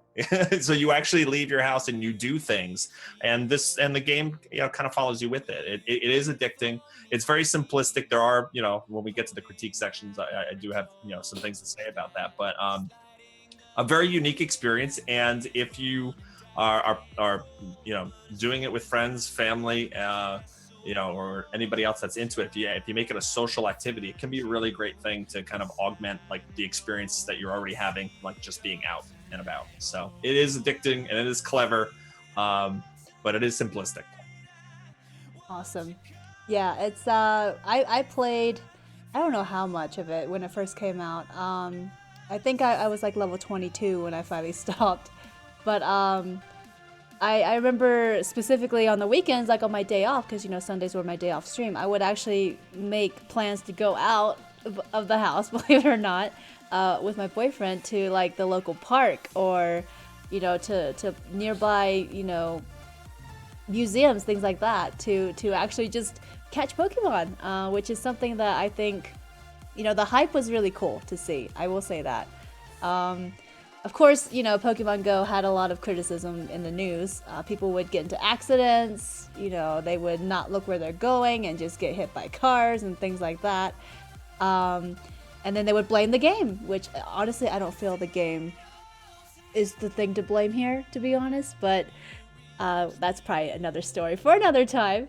But honestly, I think I really enjoyed more than anything the nostalgia, because I did play the original first couple generations of Pokemon way back when they came out on the Game Boy, and I think being able to go back and seeing that nostalgia come back on something so, I guess, modern. Even though it was simplistic, because Blog was saying it's a super simple game, like there's not a lot to it, but just for the nostalgia factor alone, I felt is what made it so appealing, especially to me, and probably for a lot of people too, who grew up with Pokemon. But yeah, I guess we'll get into weak points, to be honest. Okay. Weak points. A big weak point is, and I don't know if there's a really good fix for it, but the experience that you have in the game is really dependent on where you live. Oh yeah, for sure. When I went to TwitchCon, San Diego is like the best place to play Pokemon. I mean, it's so different. I mean, everywhere I went, there was different creatures and Pokestops everywhere, lures everywhere. If you live where there's a lot of people and there's a lot of landmarks, it could be a lot of fun. I never even bring it up when I'm at home. There's nothing here ever. There's maybe a random Pidgey or a Rattata every once in a while. I have to go Pokemon Go. I have to go somewhere for it to actually be playable. And I've heard for a lot of people who just picked it up and can't make any progress because there's just no Pokestops within miles of where they live. So that is problematic. I also think that the catching mechanism is very simplistic. A lot of folks say hey, where's the battle aspect of Pokemon? Where don't you have to weaken the Pokemon before you throw the Pokeball at them? And when you do gym battles and different things, it's just so simplistic. There's no kind of strategy to it at all and stuff like that. So once you get over the nostalgia, once you get over the fact that you're you love collecting things and you want to do that, once that kind of wears off, there's not much to the game. So I think, and they have plans to put things in. There's going to be there's plans to make it so that you can battle your friends and do different things. Hopefully we see some of those in an update. But as it stands right now, it's a very simple game with not a lot to actually do. Can you trade in it yet? I don't know. Did they add that? No. No, there's still rumors that it's coming in, but it's not in yet. Huh. Well, so I actually haven't played it, and the main reason I haven't played it is because I just don't have time. I actually spend a fair amount of time outside running because I'm trying to train for a marathon, but I just don't have any other time to spend outside. And everything I read about it on running Reddit actually made me think that it was way too, it would just be a pain in the butt while running to have to deal with it and my phone and all of that. I just stick my phone in a thing and run. And so it would be really cool if I heard rumors that they were going to do this. And so I really hope that there's some fanfare for it, because there's definitely a desire for it in the running community out there, for them to make it easy to play it, using your smartwatch or something, to make it really to make the running experience of it easier, Yeah. Because it seems like it would lend itself so well to that. And I know people that kind of used they use their running to hatch eggs and stuff like that, but you still have to go out and do all the other stuff too, and I just don't have that kind of time when I spend 2 hours most days already. So. I was gonna say, Tess, can you carry my phone while you're running to hatch my 10K? No problem. But they do have an accessory which is really sold out like for months and months and months. It's called the Pokemon Go Plus, and it is a wearable, and it your phone, and it like it kind of vibrates when there's a Pokestop or a Pokemon nearby, and you just literally just tap the thing, and it will try to catch the Pokemon for you without you having to bring out your phone, without you actually doing anything but tapping your device. That's cool. And a friend of mine, Aurora Peachy, has it. She loves it, and it makes it a lot, easier to do things like running or biking while you're trying to play. So, but it's sold out everywhere. Of course, but that makes me want to like actually jump into it now, because that's literally the thing that I needed as a runner to be able to do it. Because otherwise, there's just not enough time in the day, man. Yep. Yeah, I mean, I definitely have the same criticisms that like the novelty, once it wears off, you're like, well, that's it, I'm done, and there's nothing to keep you compelled. Like I would say my interest lasted maybe 2 months. Like it didn't actually last until TwitchCon. Like it was like all the rage back in June, July, when it first came out. And then people were excited. They were like, oh, TwitchCon's coming up, we're gonna catch so many Pokemon. I don't think anybody really caught any that much while they were there. At least I feel like the hype was so dead by that point that people. I'll be over here. I don't know. It wasn't a priority for me when I was at TwitchCon. I was like, I didn't think about the excitement of Pokemon Go wasn't still there for me to whip out my phone in San Diego. Yeah. Sadly. For me, it's all the connection with my kids. I knew that I'm gonna bring home this, and my kids are gonna be like, "Oh my god, I can't believe that!" So I mean, I still play it, not every day, but frequently, so I can interact with my kids with it. So it's a totally different thing for me. Like if it wasn't for that connection, I wouldn't be playing it at all anymore. I think I was a lot like Snow. I played it for a while, but then like a lot of people, I didn't have a stop near me. And like I would like bring it up when like I go to eat or whatever, and I'd get like enough like some Pokeballs, but like I'd never get enough that it was forcing me to buy them. And I even put in to Niantic or whatever they're called. I put in to add a GPS or like a stop near me. And they're like, no.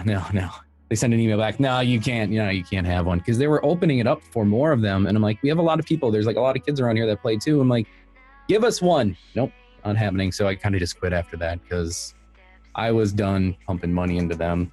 Did they not give a reason for not adding a Pokestop? They're like, there's not enough foot traffic or something. And like I had an awkward thing that it was like I kind of live out in a rural spot, but like we have a lot of different type of Pokemon here, so it was kind of interesting. So I enjoyed playing it, but without having to spend a lot of money on it, I didn't feel like it. So I played quite a bit of Pokemon Go as well, but they pushed an update in August that basically kicked anybody with a rooted phone off, because they thought people with rooted phones were more likely to cheat in the game. And I mean, my phone's rooted because I want to uninstall bloatware. So it was very, very frustrating because I did give them money. I mean, I bought items within the game, and now I can't play it, and I can't even use the items that I bought. It's so frustrating. You can fix?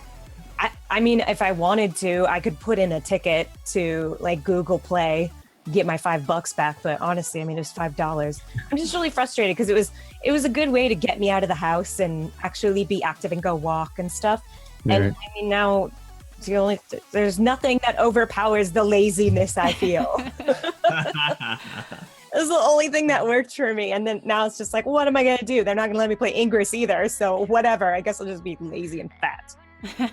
Yeah, I guess people were like setting their GPS in like different spots or whatever. Yeah. Oh yeah. Yeah, but I never did that.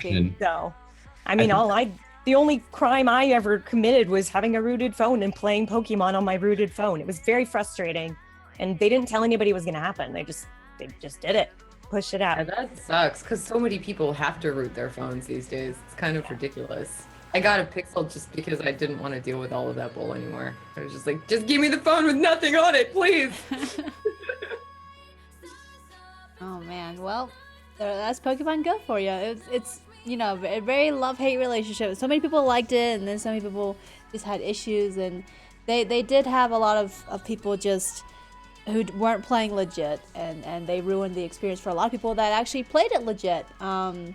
Like a member of my community, one of my mods actually ended up getting banned when traveling. and playing Pokemon Go because they thought that he teleported somehow and like spoofed his location. And then he actually submitted an appeal, but they never replied. And after he sent multiple ones too, but over like 2 to 3 months, they never replied. So he just gave up. And he spent money. Same thing. He spent money too, but his account got banned. And it's like I don't know, just a lot of. I got a temporary ban in Pokemon Go when I was in San Diego for TwitchCon because for some reason tall buildings they obfuscate the GPS, and I could sit in my hotel room and sometimes I would be 1 block over, could get those Pokestops, and then a minute later I'd be where I really am and I could get the Pokestops near me. So I was just doing that, and I guess they thought I was hacking or cheating or something. I got like a 2-day ban for just sitting in my hotel room and catching Pokemon. Huh. So, it's weird. Very interesting. I remember it did act a little weird like that, where it would like kind of not know where you are, and then it tries to kind of pinpoint you, and it moves you around, and you can briefly get that one Pokestop that's just out of reach. Yeah, I remember doing that. And then it's like, you're driving too fast. You're like, you idiot, I'm not driving. I'm in bed, come on. Right. I do have to say though, from like a social standpoint, Pokemon Go was incredible. Like the first like month or whatever, when it was really hot, areas like in my town that had no one in them, that were like deserted, were just crazy populated with people until like all hours of the night, to where the local news station had to like do shout outs to be like, police are going to be patrolling these parks. They shut down at a time. You can't be out there. Because these were like, there was like 3 gyms there, so there was just people flooded there. But I've also heard some really cool things, like when it first came out, like someone told me for my stream, like 500 people showed up at this park. So like all these food vendors showed up, and like a DJ came out, and like they had this huge like spur of the moment party, like Pokemon party that like went down, and just because of a mobile phone game, that's kind of insane. Never thought that would happen. Yeah, I think it was really cool, the kind of hype that Pokemon Go brought. But I don't think that Niantic was prepared for what happened. Because, you know, at the beginning when it first released, so many issues with the servers. People couldn't log in. Yeah. Remember that? Just days and days of that. And then, you know, once they finally got the hang of things, it seemed like people were kind of losing interest, unfortunately. But who knows? Maybe once they add more features, maybe once they add more like things like battling or trading, it might pick back up. Who knows? Who knows? So I guess how many stars out of 5 then would you guys rate Pokemon Go? 0.5. I'm so bitter about being banned from the game. I mean, it really was pretty lackluster to begin with. The fact that, you know, the tracking never really worked, and then instead of fixing it, they just took it out altogether. They're like, oh, this doesn't, nope, it's fine. You don't need it, trust me. Good luck finding that Jigglypuff. 0.5. I'd give it 3.5. You know, the gamer in me doesn't want to rate it too high because there's not much to it, but you can't deny the experiences that this has created, like Ron was talking about, or the experiences I've had with my kids. There's just no other game, you know, has done that kind of stuff. So it's very unique. I definitely hope they continue to add to it and add more gamey type elements in it, make it a little bit more fun. But yeah, 3.5. I would give it a 3 out of 5. Because like I said, I really like the nostalgia, and I want to keep liking it, and I want to go back and play it, honestly, because I liked what it brought. You know, I liked going out and actively trying to find things and stuff. Like I took walks to parks that I had never been to, you know, things like that. You know, it was really a cool experience, to be honest, and I want to like it more. But for me, 3 out of 5. What, anyone else want to rate the game before we move on? Ron? I'd give it like a 2.5. I think the social aspect is really neat, and it appeals to a lot of people. I thought that was really interesting, but the lack of stops kind of really dampened my play. And but like you said, Snow, I found myself taking more walks, and I really looked forward to walking the dog and taking him for like longer walks because I was gonna go like find some Pokestops and stuff. I thought it really pushed a lot of people to go outside a lot more, and I can commend the game for that. Cool.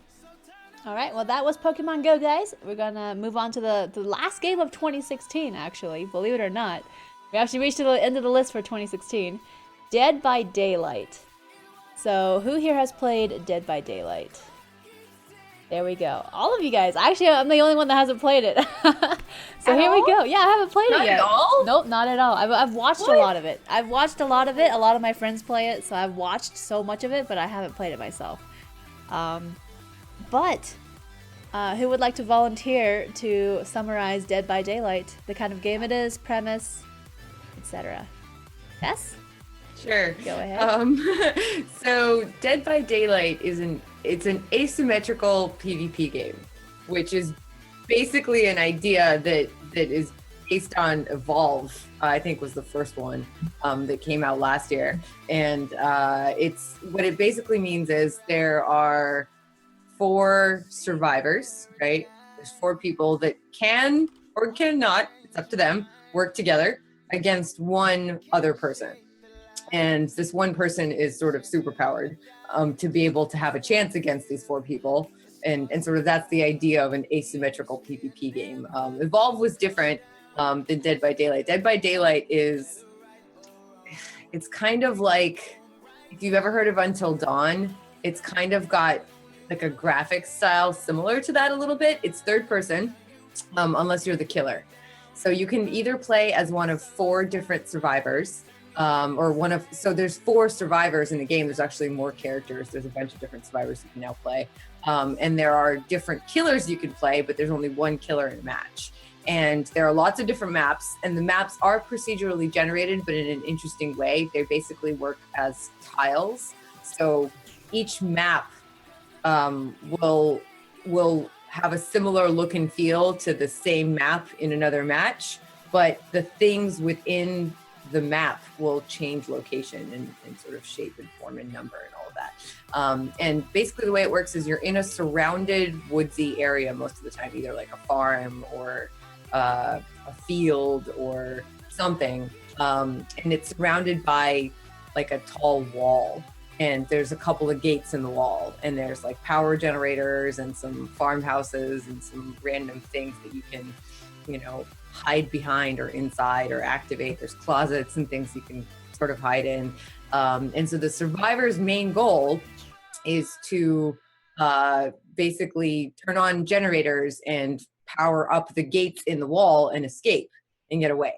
And the point of the killer is obviously to kill the survivors. You want to get the survivors, you want to put them on these crazy hook things and feed them to this entity, this unknown creature thing that basically eats the survivors. And you get lots of happy jellies out of that as the killer.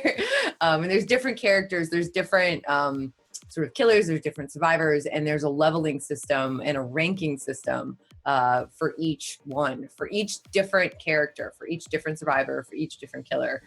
You get a rank, and you get sort of points into abilities and things like that you can put. And the ability tree, like each time you choose an ability, each level you get a randomly generated, procedurally generated ability tree. So it's a little bit RNG, a little bit strategy, which you choose. It's complicated. It's more complicated than it looks. But the basic premise is actually very simple. So it's really easy to jump in and die horribly or fail to kill horribly, but have a really good time. It's great if you really like killing your friends. It's really fun. Yeah. So I noticed when I was looking on Steam for this link, there are also stuff you can buy to customize, like, and I saw like for example, there's like a Halloween thing. Is it like just customization, or does it add content? I actually didn't The look. Halloween DLC gives you a new killer. He's based on Michael Myers, as well as a new survivor and then a new map. But the Michael Myers killer is like super OP. It's almost impossible. I mean, he's really, really strong. It's really difficult to lose when you're playing Michael Myers. Although I've lost playing Michael Myers. It's not entirely impossible. But he's like the most OP of all the killers. Oh, interesting. I wondered about that because I saw, but again, I haven't had a chance to play it, sadly. So for those of you that have played it, roughly how much time have you spent playing this game? Just general ballpark. I spent 12 hours. 10 hours. Yeah.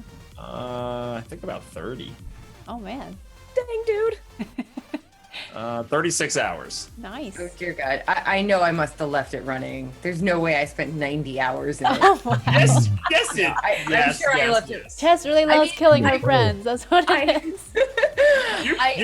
No, I mean, I'm pretty sure I played like some of these other games more, but I did play it a lot. I'm sure I probably left it running like 1 or 2 days. So probably something like 45 of those hours aren't real, but I probably played it for at least 40 something hours. A lot. You played, you played the snot out of that. Admit it. It's fun, okay? I'm gonna just say this. I have to complain about it a little. All right, because this is the game I want to love and I want to play. I have so much fun. Uh-huh. I have so much fun with this game. I co-op streamed this a bunch of times with Aurora Peachy. My younger son and I play it together. It's always had issues for me, technical issues, always. I crash out of this game like no other. I even when it's working, if I die, it like will freeze for about 30 seconds, and then it will come to the score screen, the score screen where you can hit spectate most of the time. Spectate does not work for me. So once I'm out of the match, I just sit there and stare at a loading screen. And for streaming, that's a big no-no. I can't see what's going on with the community that's playing it. And more recently with the Halloween patch, I actually spent money for the Halloween DLC, and now it won't play. I can't play it at all. I have put in support tickets. I've emailed them. I've posted on their Steam forums. No responses at all. From the devs and stuff like that. So I want to play this. I want to love this. I want to give this a high mark. With the times that I did play, it was hilarious and great. But technical issues, I don't know what it is with my setup. I don't have a good PC. But yeah, I'm riddled with technical issues with this game. So I can't rate it highly, unfortunately. It does suck to hear. Those of you that played it as well, did you guys have any tech issues or anything like that when you were playing? Here and there, but not nearly to that extent. Yeah, I mean, I had a couple of times when I get like hilariously stuck on a rock or something, and like the killer would be like, I actually played, so it's funny because I talk about the killer being so fun, but I mostly played Survivor because I couldn't talk to chat as much as the killer, and I'm all about being interactive. And so as a survivor, there were so many times, not so many times, but there were a bunch of times where I would get stuck on some random thing, and I'd be standing there like trying to do stuff, and I literally couldn't do anything. And so my character would just like twirl in a circle and look like it was dancing, and the killer would be standing there like whacking at me, trying to pick me up, trying to do stuff, and nothing would happen. And so we'd both just be standing there forever. And that was a little bit funny, mostly funny. But that was pretty much the extent of it. I really didn't struggle with it that much technically. But I will say that my game PC setup is extremely simple. And so that helps me because I stream on a 2 PC setup. So problems that other streamers might have, I just tend to not have because that computer does nothing but play the game. And it's got only 1 GPU. And those 2 things solve like 98% of all problems. And it's weird, but it's true. That's been my experience. So I just got lucky in that sense. Oh, well, there you go. So I guess we can go into some strong points about this game. What do you guys like about the game? The procedural generation is a big deal, I think. The fact that the environment changes every time. That's something that I don't think was a problem in Evolve because the maps were so huge. It was really hard to like learn them. But it's definitely a problem with other sort of similar games. There was a game, God, I can't think of the name of it now. It was it was a game like this. There was one person chasing and a bunch of people running away and sort of hiding. And for the life of me, I can't think of the name right now. But there were basically like 3 maps. And once you learned the map, was the point, because the killer knew exactly where all the hiding spots were, and it wasn't that big of a map that you like in Evolve where you could hide. I can't think of the name of it right now, but basically, you know, the procedural generation I think is a really strong point, because no map that you ever play is going to be the same. The elements of the map are the same sometimes. Like there's different locations, right? And each time you go to one location, there'll like always be this kind of farmhouse and these generators, right? The generators are the same all over the place, but where they are in the map is always different. And so like where everything is on the map is always different. So you can't learn, like you can't know your way around it, but it's not that big of a map. So every time you play, you can kind of learn it as you play, but you have to do that. And that makes it interesting. I think it's really cool part of it. So. Others strong points about Dead by Daylight? The interactivity with the people you're playing with, it's hilarious. Especially if you're on voice comm with them, it's really, really funny. I mean, come on, it's hide and seek for adults with murder. Like, who doesn't want that? Like, it's, you know, we've all played hide and seek as a kid, but now adults can play it too. I don't know. There's a lot about it to like. Playing the different killers is fun. Learning their different mechanics, and you know, it's exciting. Every game, every match is different. You get your heart pumping. You know, it's horror themed, but it's not like, you know, super scary in that way. But there is that threat of, oh my God, there's that heartbeat. The killer's getting close. You know, can we escape? And it does have a lot of like really exciting moments. Like sometimes it's just like you and the killer left. You know, like one survivor and one killer. Can you get out?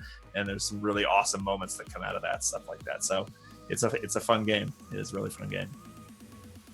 Yeah, that's the thing that I always enjoyed. 10 hours. I've only played for 10, but like every match I've played is always super intense and super suspenseful all the time.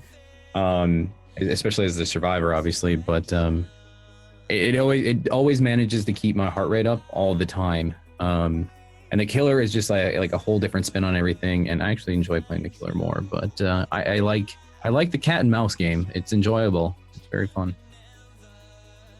Cool. Kira, do you have any strengths that you enjoyed when you played it?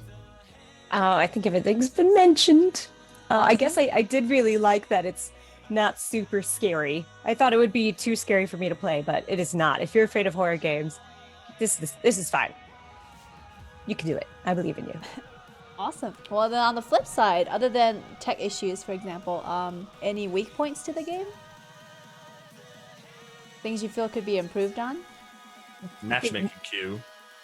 Like I had a lot of trouble getting into games, you know, and I don't know if they've changed it recently. I think they might have improved a little bit, but it used to be you would queue up and it would say searching for players, and after a few seconds it would say nope, no game found, and then you'd have to like hit the button again to queue up. So you couldn't just queue and go make yourself a cup of coffee and come back and hopefully be in a game. You had to constantly queue. It was like ridiculous. So I also, I think that's the main point besides the technical triads, which is how to queue up and get into a game. Yeah, even trying to play with your friends can be frustrating, because I've had friends dropped out of games, disconnected from games too. And I mean, we're in the same country. We should be fine. Yeah, matchmaking issues have kind of plagued them from the very beginning, and it is a small dev team. It's an indie small dev team, so they were very excited and didn't expect the sort of reaction that they got.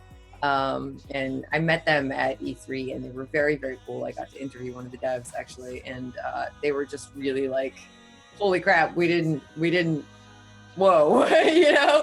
But they were also very, very, very sort of like, let's take the horse, you know, by the horns or whatever the term is. We're gonna make this work. And so they very much sort of tried to fix everything that people have complained about and tried to give people what they want. They added Survive with Friends mode, because originally before E3, at E3 they had a Kill Your Friends mode. Before E3 they didn't even have that. They didn't have a Kill Your Friends mode, so the only thing that you couldn't play with your friends, which to me was by far the most fun thing, is playing with your community or your friends. And so that was something that needed to be added, and they added a Kill Your Friends mode.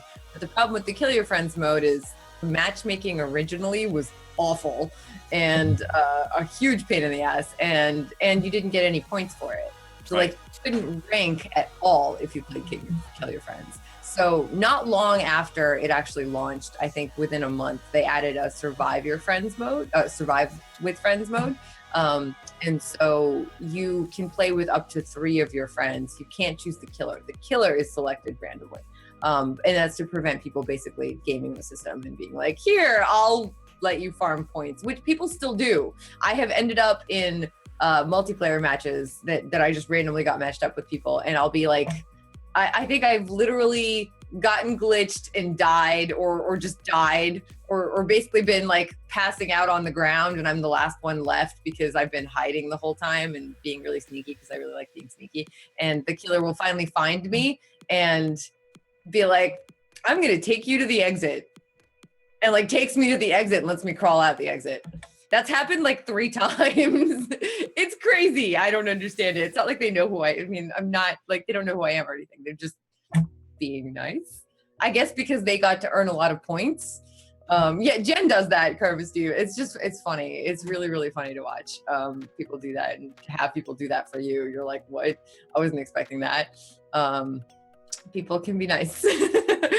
Because there's a complicated system of sort of earning points to gain rank in it, which I like. It has some depth, which is nice, I think, about the game. And they have fixed a lot of the problems. For me personally, I actually don't play it as much anymore because eventually it does get a little bit old, because it is sort of the same. They keep adding like new characters, and for me, the maps are the biggest thing. Even though they keep changing, like I want to see totally different environments. So when they did the Halloween thing and they gave you basically the town where Mike Myers, where that takes place, I thought that was the coolest thing, and I only wanted to play that map. And I wish they would give you a choice. I think that if they gave you a choice though, then people would only choose their favorite map. And I don't know if that would really be a bad thing. I feel like that would be a nice thing for them to do, especially if people are paying money for a DLC. They could at least let you vote on the map. Yeah, that would be cool. Good points to make. Good points. So at least compared to other games that are kind of like a hide and seek kind of thing, like Evolve, or I saw like Dead Realm. How does this compare? How does it seem better based on your experience? So it's different from Evolve in that the survivors can't hurt the killer.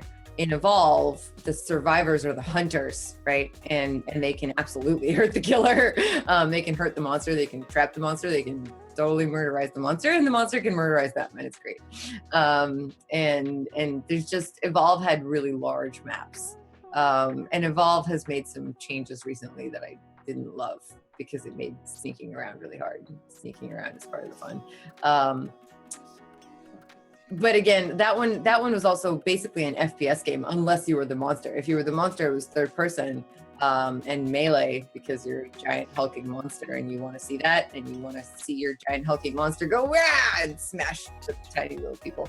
But if you're playing one of the tiny little people, you basically shoot stuff at the monster or at each other. Like if you're a healer in Evolve, you shoot. It's like Mercy in Overwatch. And so it's an FPS game. It's just very different. DBD is very third person, like kind of over the shoulder camera. It's first person if you're the killer, which is actually opposite to Evolve. I forgot about that for a second. The thing with Dead Realm, and it was the one that I was thinking of before, is Dead Realm it was really awesome. It was really awesome because the maps were complicated, they were interesting, they were different from each other, but they didn't change. So they had 3 maps.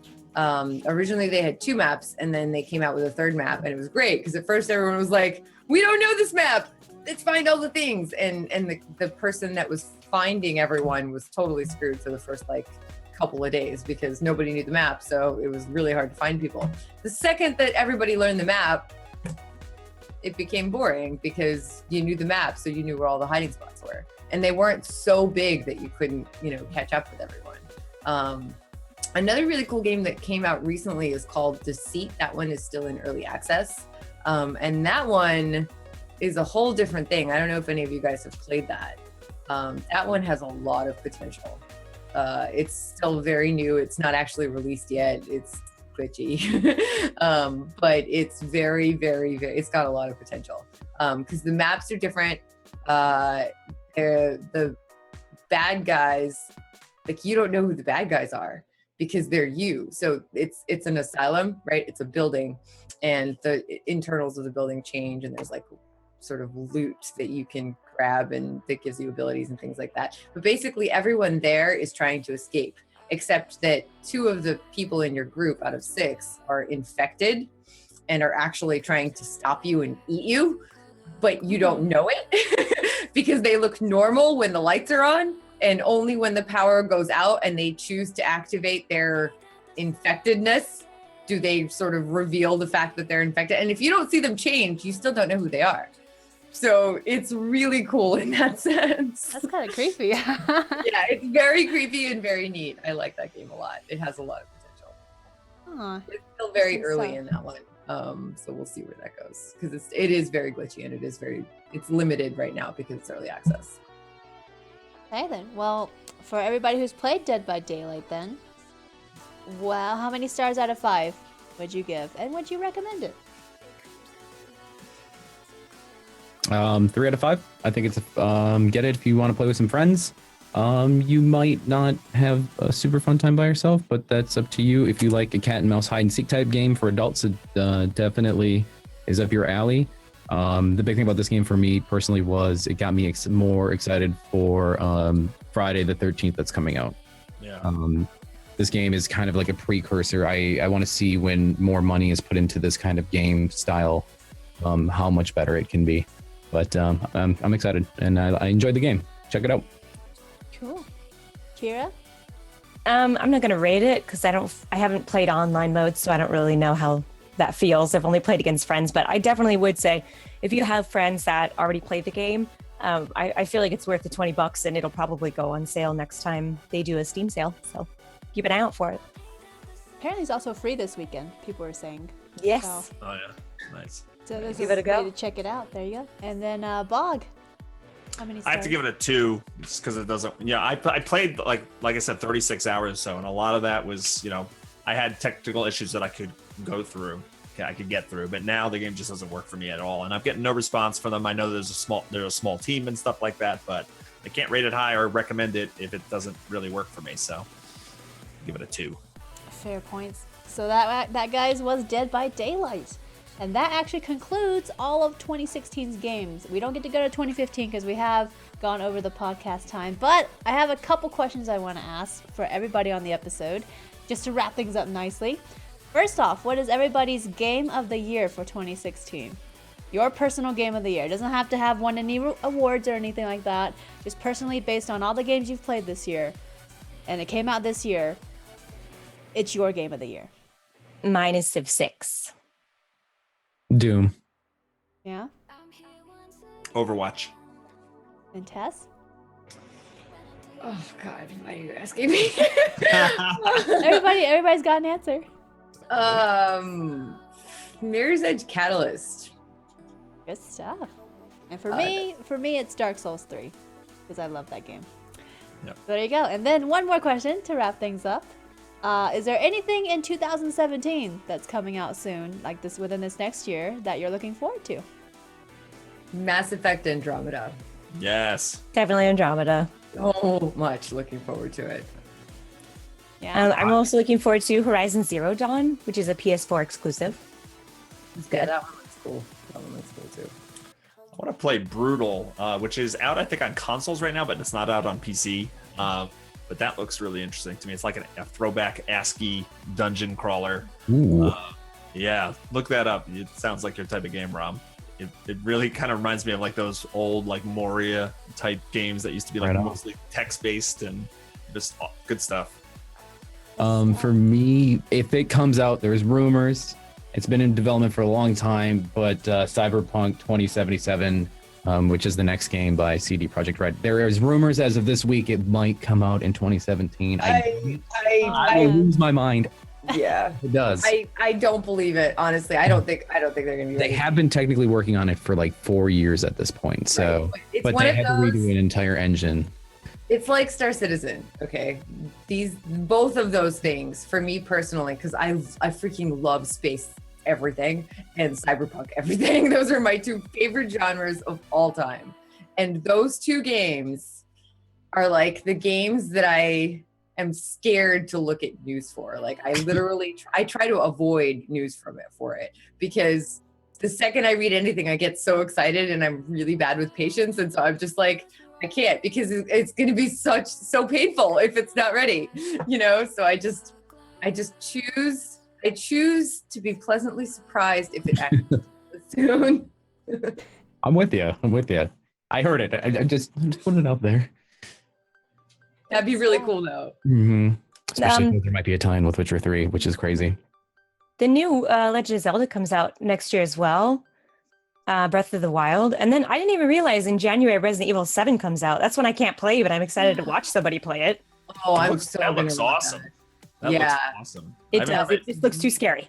I haven't played Resident Evil. I played the original way back when I was in college, and then I played, maybe like 2 and a little bit of 3, but I've skipped a whole bunch. But I saw some trailers of that. I'm like, wow, that looks really good. So I'm excited. Yeah. I need to play that. There's a demo out on PS4, and I actually finally got a new adapter, so I might be able to play that soon. Super psyched for that. Cool. And I'm not sure when this is coming out, but they announced The Last of Us 2. I don't think it's 2017. It's late 2017, yeah. Late. Oh, is it? Yeah, it was last I saw. I mean, I watched the trailer like 1 or 2 weeks ago, but it's like I want to say the end of the trailer said like December 2017 or something like that. It was like late 2017, basically. If that comes out in 2017, that'd be amazing. Honestly, I don't see it coming out in 2017. I was wouldn't thinking be like surprised if they 2018. push it back. Game releases do get pushed back, so. I know the Uncharted Lost Legacy is coming out in 2017. I'm really excited about that as well because I'm a huge Uncharted fan. And this one has 2 ladies in it, so I'm super psyched. Nice. And then the Danganronpas are being ported to PS4, so that'll be fun too. Very excited about that. And then speaking of JRPGs, Ni no Kuni's getting a sequel next year as well, which I'm super excited for. I love Ni no Kuni. If you like Pokemon and you like JRPGs, well, Pokemon is a JRPG. If you like JRPGs and Pokemon both, then I would definitely recommend checking out Ni no Kuni. I believe it is a PS3 exclusive. Super good game. Very, very difficult. But if you can grasp it, it's very, very much worth a playthrough. Can Good you game. get it and play it on PS4?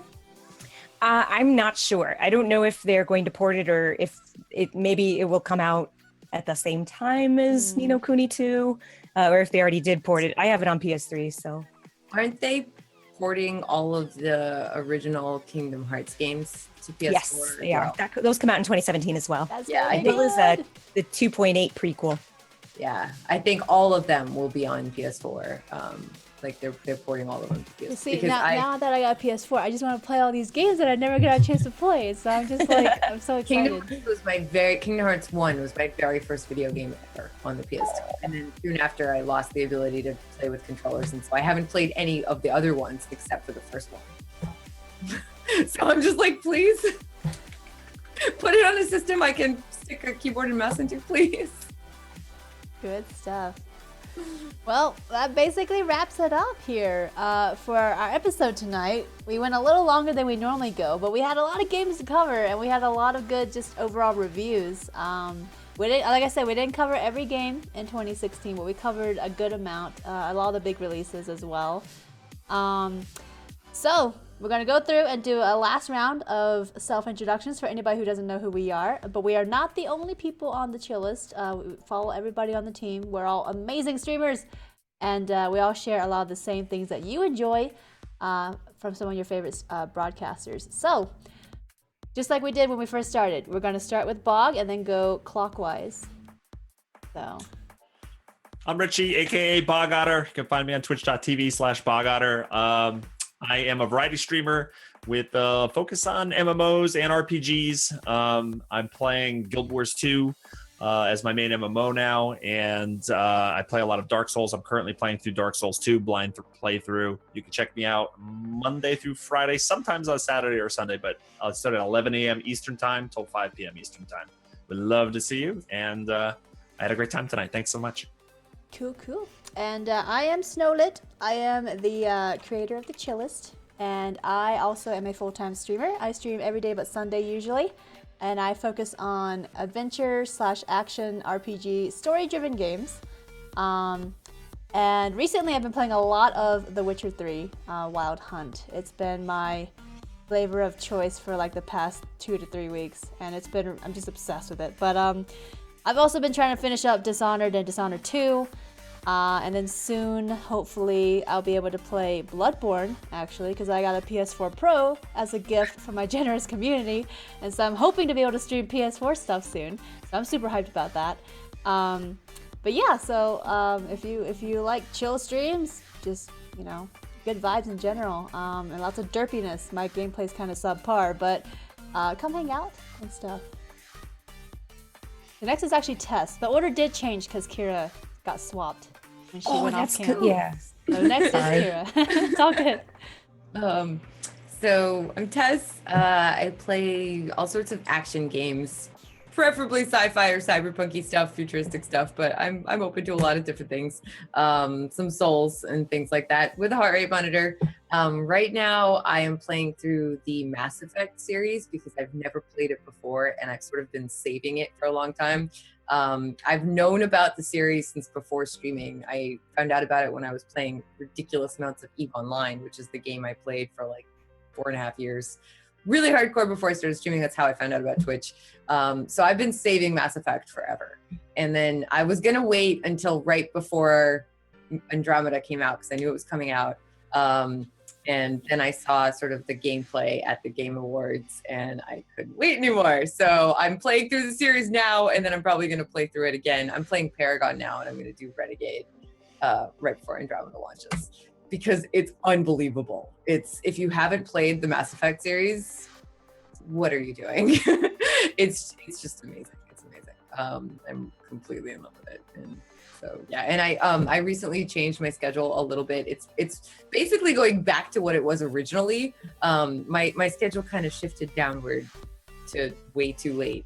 And I run a lot, and right now I'm starting marathon training, and so I'm really tired after I run, and I don't want to run and then stream. So I'm back to streaming mornings, and that's probably where the schedule is going to stay permanently. So I stream at 10 a.m. Eastern, which is GMT -5. Every day except Thursdays usually. Every now and then my day off will change based on my boyfriend's schedule because he has no control over his days off, unfortunately, and I like to spend one day with him every now and then. But most of the time I take Thursdays off and stream every other day. So. Awesome. And then Kira? I am Kira Corellia. I am a variety streamer. I play all kinds of different games, just no horror games, sports games, racing, PvP, and no MOBA. MOBA? What's a MOBA? I don't know. I don't want to play that either. Anyway, I'm a pretty high energy most of the time. I focus a lot on community interaction, so I would love to chat with you. If you don't feel like chatting, that's cool. Come stop by and hang out with me anyway. There will be plenty of salt, I'm sure. So I would love to see you if you have a moment to stop by. I stream Saturday through Tuesdays. Good stuff. And then last but not least, Rom. Hi, I'm Rom, otherwise known as Rom. I am a variety streamer, and as you can tell tonight, I play a lot of different games. But I think right now this is the longest I've focused on a game in a long time. A game called Let It Die that recently came out. It's free to play on PS4. It is. It's hard to describe the game, but it's pretty much like a roguelike Dark Souls with like Metal Gear Solid Online tendencies with it. It's very interesting and very weird. Because it's made by Suda51, the guy who made like Lollipop Chainsaw and No More Heroes and these kind of games. So I've been really digging that game, and I'm not even close to beating it. I'm trying so hard. But I stream from 10 p.m. Central Standard Time, Monday through Saturday, except for Wednesdays. So yeah. And I'd like to say thank you, Snow, for all the hard work and everything you put into these casts. Really do appreciate it. And I had a lot of fun tonight. Awesome. Thank you. And thank you guys for joining me tonight on the podcast. and taking time to review some of the games you've played this year. It's super hype. And I think it's cool that we were able to come together and do this because we've never done a game review episode. And so I hope we can do more of these in the future. But again, those of you... Oh, wait, what? We good?